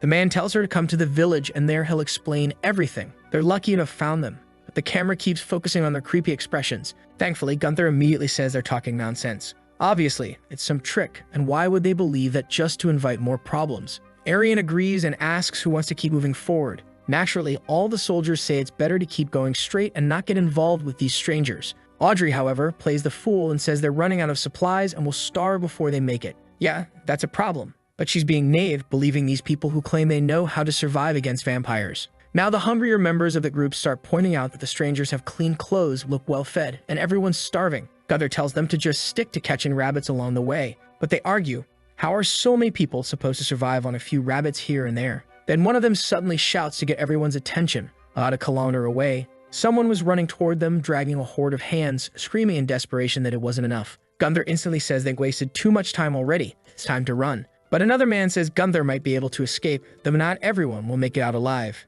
The suspicious, noble-looking guy chimes in, saying they can head to the village right nearby. There, no one worries about vampires, they just need to follow him. The people who were against it realize they don't have much choice, and so they end up going through a massive gate that closes behind them. Strangely, it almost looked alive somehow. Gunther asks Arian if she saw that. She says yes, that thing's anything but normal. At the entrance of a cave, the man assures them that vampires don't enter there, and even if they do, they don't have the courage to go deeper. They just need to follow this path to a perfect place full of food. Suspicious, but with no other option, they continue. Inside, villagers are standing around, clapping and shouting, "Good job, good job." Gunther finds it odd. On top of that, the place is full of tunnels and branching paths, making it hard to know exactly where they're heading. It feels almost like an ant colony. Sometime later, they arrive in an area filled with water. There are openings in the ceiling that look like they're meant to let in sunlight and some patches of crops too. The man then reveals a banquet they prepared. Arian immediately thinks it's suspicious and Gunther orders no one to eat, since they don't know what any of it's made from.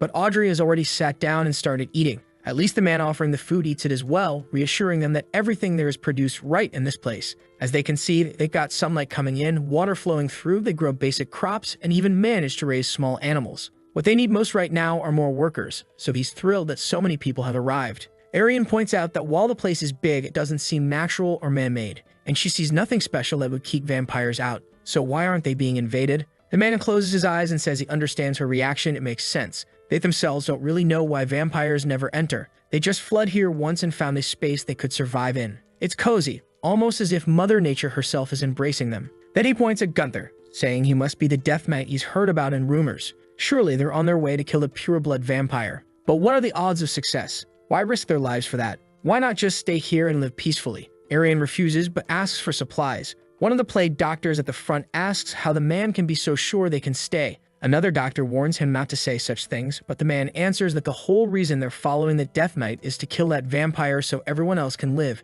And yet it's clearly a suicide mission. They're barely halfway there and more than 20 are already dead. One soldier agrees, saying this place seems perfect for living safely. Another speaks up from the back, saying he's not too eager to die and become just another piece of the Death Knight. This place really does look like a better option. Gunther immediately mutters that this is going to be tough to get out of, and asks Arian if she memorized the exit. She says she remembers, but unfortunately it won't be easy to bring the carriage out. He asks how that particular body is coming along, and she replies that some parts are ready. Just then, Audrey glances back and sees blocks falling into place, forming a wall that's like Dan Fortnite. Gunther instantly realizes the whole place is alive, like a real living colony. He orders the man leading them to explain what this place actually is, but the guy just keeps smiling with that same unsettling face. Considering the amount of power at work here, Gunther's sure this place was built by vampires. Now the real question, is this a blood farm? Probably. What else would vampires want from humans? That would explain it. No other vampires invade because they know this is likely the territory of a stronger one. That's his bet.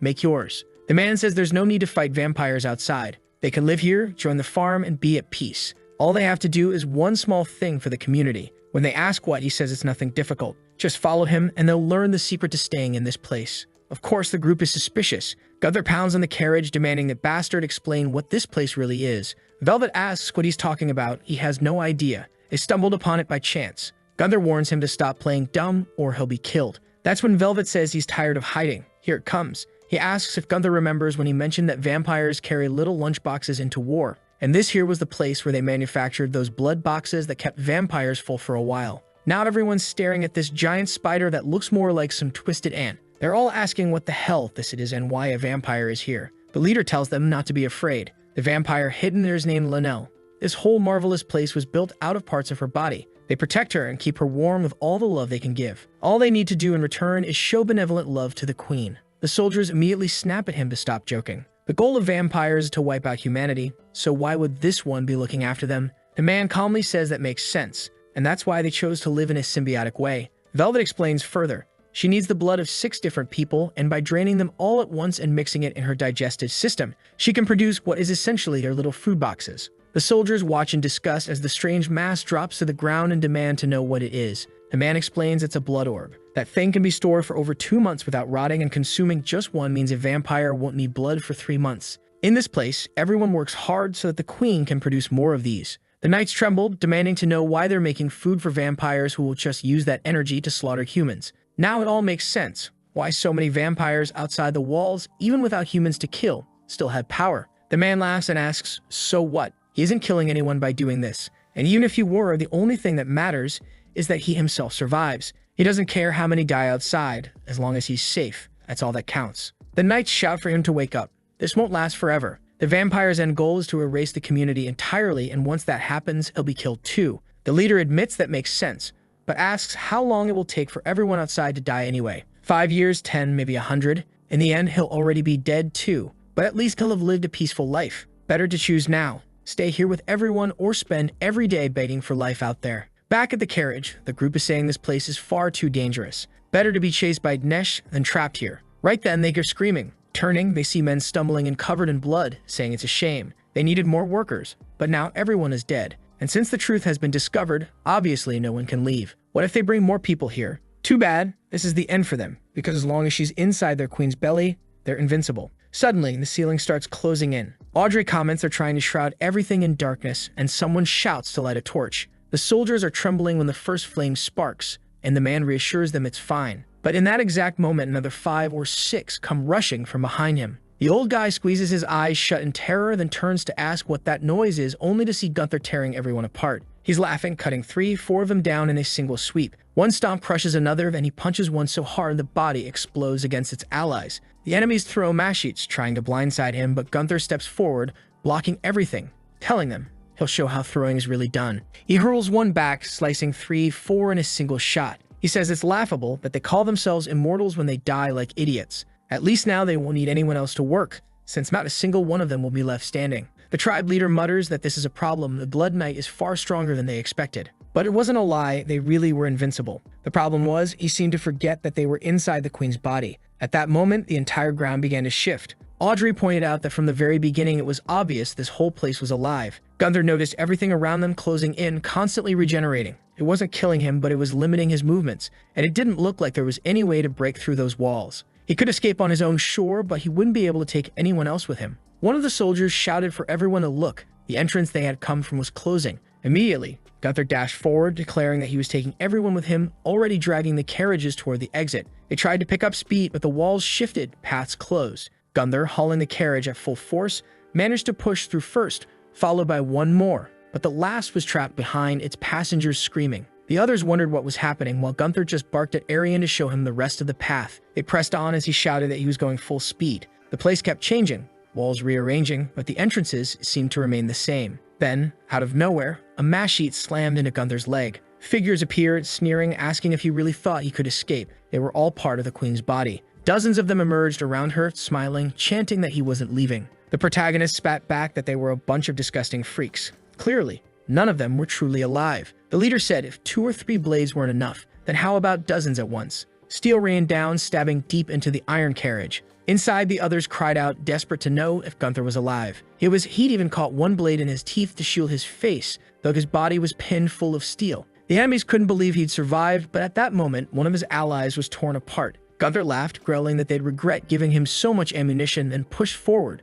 taunting them. If they thought they could stop him, they could come and try. Arian warned they should have taken the left path, not the right. He only snapped back that it was too hard to change now. This was the route they'd take. Audrey demanded to know why he was provoking everyone, but Gunther was more focused on calculating how to shift his weight. His left side had taken the worst of it, worse than expected. His leg was shredded, barely able to move. But in times like these, you provoke your enemy even harder. It's the only way to distract them, keep them from focusing on your injuries, because a wounded beast is the easiest prey. The creatures kept attacking with wave after wave of cleavers, who knew from where, screaming that his death meant victory for the vampires. They'd already abandoned humanity, so now they would serve these monsters. But mid-speech, they were split in half, Gunther snarling for them to go to hell. The real problem was the path kept narrowing tighter and tighter, harder to squeeze the carriages through. One had to be abandoned, and the survivors pushed on foot. But then Gunther's wounded leg finally gave out, snapping beneath him, and the carriage almost tipped over. Arian cried out, asking if he was all right. He grit his teeth,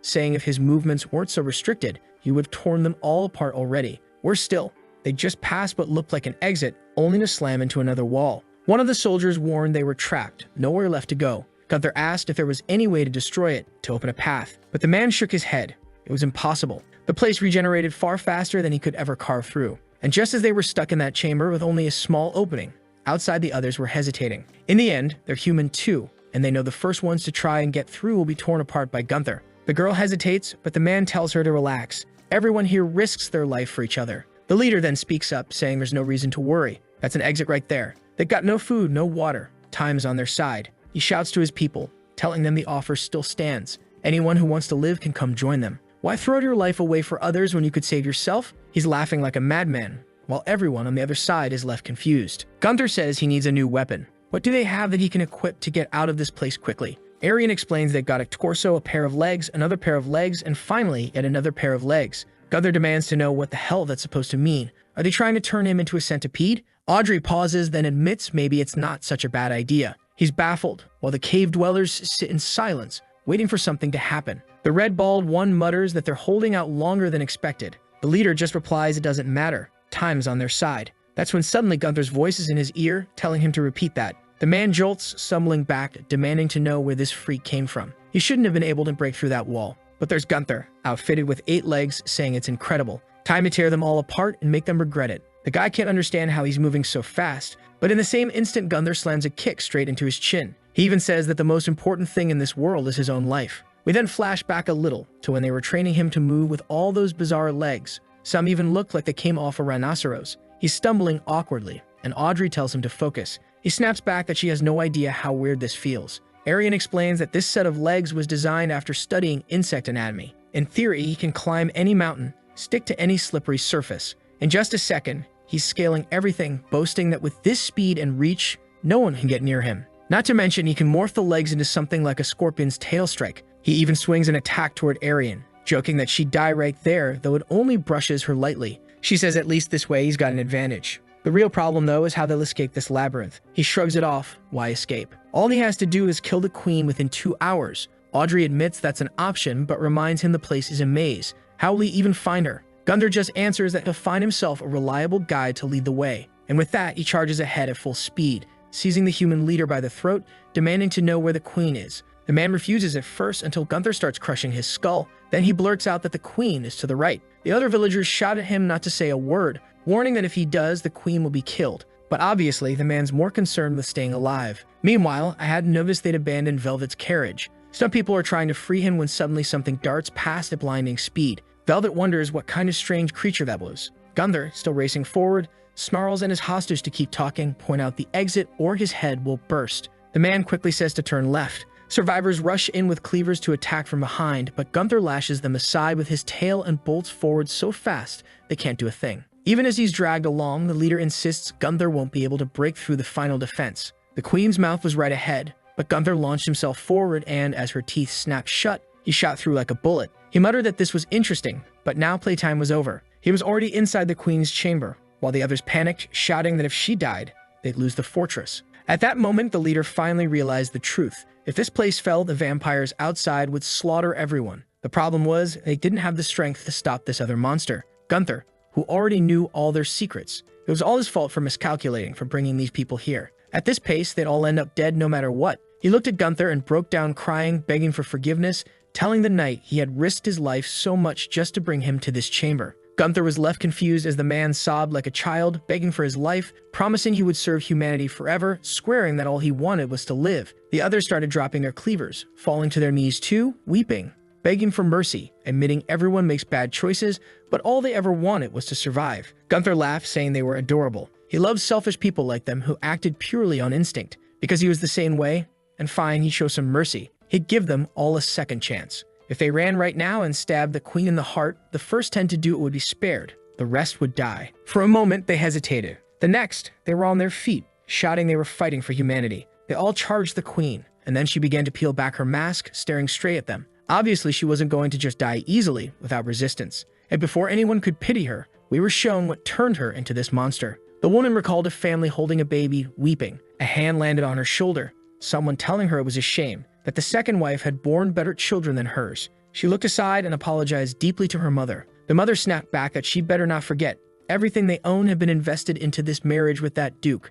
They sacrificed everything to grasp the royal bloodline and the power that came with it, even if it meant marrying the trash that was her father. All the hard work she'd done her entire life. She'd better not forget it. The daughter just stood there, replying that she understood. But the mother kept turning her face away, yelling that she didn't understand anything about the sacrifices that had been made. Why did she have to fail when they were so close to getting what they wanted? Why couldn't she just produce an heir? The girl, cross-eyed and broken, whispered that she didn't know either. She had married a man she didn't even like, just to please her mother. She was living in this foreign land, giving her all, surrounded by strangers she'd never met. All she asked was for her mother, the only person she knew, to treat her like a daughter. Instead, the mother slapped her, saying failures don't deserve affection. She was a useless girl. The mother turned to leave, and the daughter asked if she'd only been born to fulfill her mother's ambitions and greed. Was she nothing but a tool to birth children and secure ties to that noble house? The mother turned back and coldly confirmed, yes, she had finally understood. Now that she knew the truth, she'd better make herself useful for something. The daughter boiled with hatred inside but held her tongue. Then she told her mother that if her only purpose was to give birth to something, then so be it.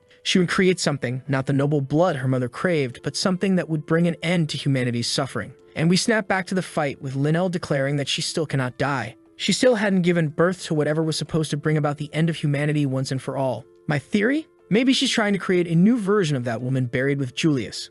Honestly, that's one of the few things that would make sense. And then, out of nowhere, the entire forest erupts in an explosion, with her escaping, muttering that it's still too soon. The humans, meanwhile, are rushing after her, shouting that Gunther only promised to spare the first 10, so they'll be the first. They pile onto each other's backs trying to get ahead, when suddenly something slices through them all. It's Nesh, announcing he's found plenty of fists. Everyone turns to run, while Gunther's soldiers remark that at least they managed to escape from that place. The protagonist then shows up carrying Velvet, saying he found what he was looking for and it's time to leave. The fool keeps demanding to be treated with respect, but Gunther just throws him to the ground and orders them to lock that trash up again. At the same time, the human leader is ordering one of his men not to block his path, only to get punched in the mouth and told to go to hell. He staggers up to curse back, but hears a sound behind him. It's Nesh, saying he still has a few fists left to collect. The leader stands, apparently recognizing him, and tries to bargain. He tells Nesh not to worry, that he'll help him meet his quota. Just tell him how many are needed, and this humble servant will gather them all. All he wants is for their lives to be spared.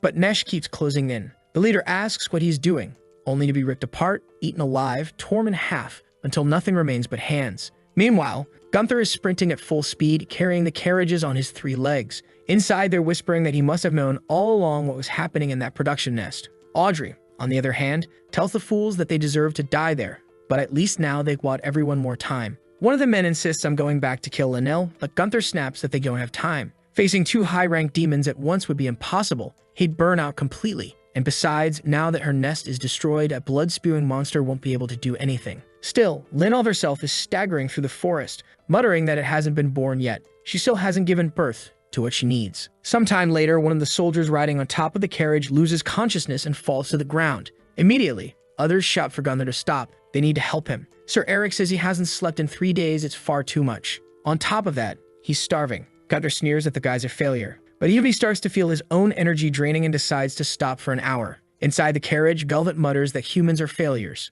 Victory is so close. After all, they've destroyed the vampire's energy source. Yet here they are hesitating. Only 112 miles left, and all they need to do is keep moving. The others mostly ignore him. The focus shifts to Gunther feeding Arian, who clearly isn't in the mood. He orders her to eat, but she insists there are others who need it more. Gunther snaps, furious, demanding she eat more than just 5 spoonfuls. If she collapses, he collapses too. She tries to protest, but he shoves the spoon into her mouth, telling her to shut up and eat. If she doesn't, he'll kill her himself. Audrey remarks that they're such a romantic couple, but the man beside her shakes his head, saying he doesn't think that's the case. Gunther looks around and points out that only 10 remain. Compared to how many left the walls, it's a devastating decline. He asks Arian if she's sure this part of the plan will even work. Doubt spreads through the group. As much as he doesn't want to quit, he also doesn't want to throw his life away for nothing. Gunther hears this and says no one will die in vain, because even if everyone else dies, their deaths will serve as fuel for him to stay alive. In other words, the plan will work as long as he's still standing. One of the men replies that if the plan relies on Gunther's sheer will to survive, somehow that actually makes him feel more relieved. The carriage is back on the road with the protagonist charging full speed, the group catching rabbits and eating whatever they can find. Another gate passes and Velvet announces there are only 61 miles left. It's an incredible feat for mortals. Their journey is nearly at its end. It's just a shame that, of course, he soon shows up. Suddenly, a figure in a hat sticks out in front of them, and it's Julius. He looks at Gunther and says he must be the Death Knight. Everyone immediately recognizes him, demanding to know what he's doing here. Julius tells them to calm down. There's no need to be afraid. He's come in peace. He admits he's failed to feel sympathy for their ambitions, but he's doing his best to show compassion, and through that, he's realized the Death Knight is making the wrong choice. Because the moment mortals win this war against humans that want to kill him, and the so-called Immortal Knight. Gunther demands to know what he's talking about, and Julius finally makes the offer everyone expected. It isn't mortals who will grant Gunther his true desire. It's Julius. That's why he asks if Gunther is willing to hear him out. Gunther frowns, not understanding, while Audrey yells that it's a trap, but he snaps at her to shut up. He'll be the one to judge if it's a trap or not. He orders Julius to spit it out. If it's a joke, he'll kill him right now. Julius answers with the obvious. Gunther is only being kept alive because they need him as a weapon. But once the war ends, a weapon is no longer necessary. Whether it's the survivor, the new king, or the true hound, someone will want him dead because he's a dangerous variable. Gunther pauses, deep in thought. Audrey keeps insisting he ignore it, that Julius is just spouting nonsense. But Gunther ignores her and asks, how would he survive? Julius says before that he needs to talk to the boy. First, it's uncertain whether the boy or Gunther himself will die in this fight. Vampires are the closest thing mortals have ever come to calling death. That's why he wants to understand the will of everyone here, just as he wants them to understand his will. Gunther's completely lost, demanding to know what this lunatic is going on about. Julius then explains the plans he has. He wants to be the first to do something no short-lived mortal has ever done, truly understand one another. The knights are all staring at each other, confused, but they know the man in front of them is Julius. Audrey, however, mutters that no matter how she looks at it, this is a trap. Arian warns they should strike first, when suddenly Julius brings up Gunther's parents. Just like any being in this world, he too had to be born of someone. But his father, staring at the sun, once said that life was boring. Then he walked outside and let himself burn alive. Those were his last words before stepping out and dying to the sunlight, just as his mother had done. Gunther watched his father crumble to ashes, yet he felt nothing. That was the sensation of immortality. Every day, hundreds of creatures are born and die before his eyes. Each one leaves traces that become part of the earth. But unlike humans, vampires leave nothing behind. They vanish completely. In the moment he realized there was nothing left the next day worth living for, he chose to sleep for eternity. Some humans walk through the catacombs carrying the king, who approaches a coffin and admits it's true. There really was a pure-blood vampire sealed in this place. It was something he had searched for his entire life. And finally, God had given him the chance to reclaim his youth along with the world. But when the king opened his eyes again, his head had been severed. Blood spilled, yet in the very same moment, it vanished. The king screamed in desperation, demanding to know why it couldn't be preserved. He didn't want to live a life where he had to keep this creature imprisoned, living in fear. The man beside him explained that nothing of a pure-blood vampire remains once it leaves their body. The king said he already knew that, but he wanted them to find a solution, because his eternal youth would disappear the moment this vampire truly died. Without it, it would be the end of the nation. He was the one protecting all of humanity, the master of this world. One of his servants pulled back his hood and suggested the king try absorbing pure parts of the demon. Exactly what he was already considering, feeding on its fingers, its feet, and everything else. The king insisted he was doing it all for the sake of humanity. Did he bite into everything? Apparently so, that even after chewing up the vampire's flesh, nothing worked. No results. Standing before a mirror, he asked himself what more he had to do to become a perfect being of eternal life. The servant then told him there was only one part left, the riskiest but most effective, the pure-blood vampire's source of power, the heart. The king licked his lips, thinking of the eternal source of endless vitality. It was the only thing that, once destroyed completely, could kill one of these creatures. And if the heart wasn't whole, vampires lost control of their blood. But what no one knew for sure was just how much a heart could be damaged and still function. Maybe even cut in half. Maybe into thirds or even quarters. No one dared take that risk, though, since they all wanted Julius to stay alive. So the king carved out a tiny piece to devour. He lifted the plate, ate it, and declared it was the taste of perfect vitality. It was delicious. But that small piece of heart didn't grant him eternal life. Instead, it only fueled his hunger further. He began to consume more and more larger pieces every time, until at last he had eaten half of Julius's heart. The king screamed, demanding more and more, while the strange servant who had suggested it all stood silently watching. The scene then shifted to Julius opening his eyes. Someone whispered that he had finally awakened. The girl before him said that having his head cut off for 900 years must have left his memory fractured. But throughout all that time, he had been used as nothing more than a tool by humanity. Countless humans had fed on his blood, and all she wanted was to beg forgiveness on behalf of every single one of them. She said she was willing to die by his hands if it would ease his pain. All she asked was that he forgive humanity. Julius, however, only asked who she was. The soldier beside him declared that he was in the presence of the most benevolent and noble princess to ever exist, the true Queen Isabella. But she cut him off, saying he was wrong. She was nothing more than another sinful human. Julius replied that he had already known. He knew humans had been drinking his blood and chewing his heart piece by piece.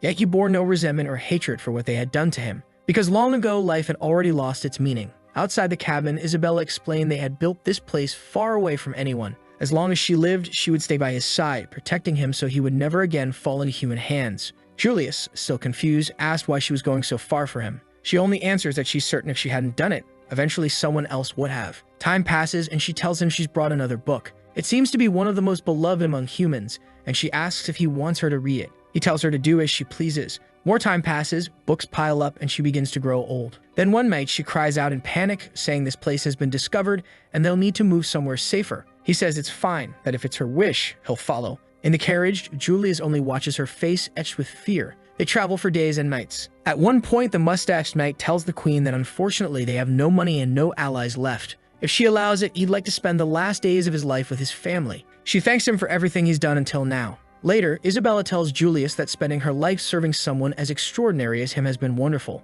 but sadly, her time is ending and he'll be left alone when she dies. Julius replies that for the first time in 100 years he had a dream. In that dream, they grew old together while their children grew into adults. In the end, they were buried side by side while their children surrounded their grave. Isabella answers that maybe dreams are impossible by nature. It was then that Julius found his purpose in life. He wished that the day Isabella drew her final breath would be the day he ended his own immortality. But that dream never came true. They were still in the cabin when Julius told her she had 1 year. That was the limit before her death. Isabella only asked if he would stay by her side when she was gone. He told her yes, he would remain with her in the coffin where she would be buried. Isabella then asked that if that was his wish, they should be buried somewhere no one could ever find them. He agreed since it was her desire. That night, Julius dreamed again. In his dream, he was buried deep in the cold earth, unable to breathe. Yet he didn't feel suffocated or uncomfortable because Isabella was beside him. He could feel her flesh decomposing, insects feeding on her body. Even so, for the first time, he felt at peace, and as his own body fell apart, it was slowly absorbed into the soil. He began to wake from the dream, but as he turned to the side, someone spoke, carrying words from the King of Kings.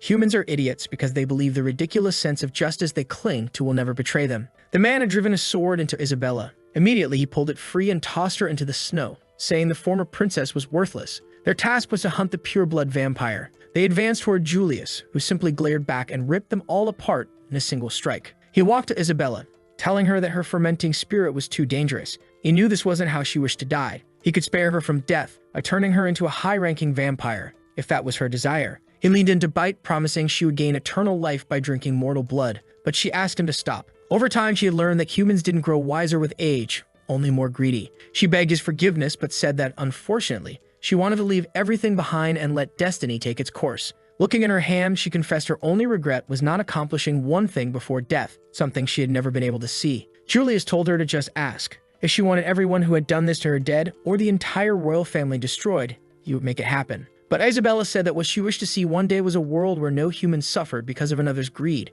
Julius then gave her his word. One day, the world she wished for would be created. She then placed her hand on his face and told him that he was still her beloved, melancholic god. And with that, Isabella died. We return to the present, with Julius saying that after her death, he spent years and years researching ways to create a world without greed. That's when he discovered that mortals had a unique trait. They were quartered creatures, ones who naturally worked together to survive. The problem was that selfishness and greed always tangled with those intentions. If there was any species on this planet born to torture one another in the name of survival, it was mortals. That's when he came to the conclusion that for a world without suffering to exist, humanity itself could no longer exist, because they were the very cause of greed. And of the like on this video that helps Mamoru make more juicy content for his viewers, activate the cheeky little bell, and I'm out.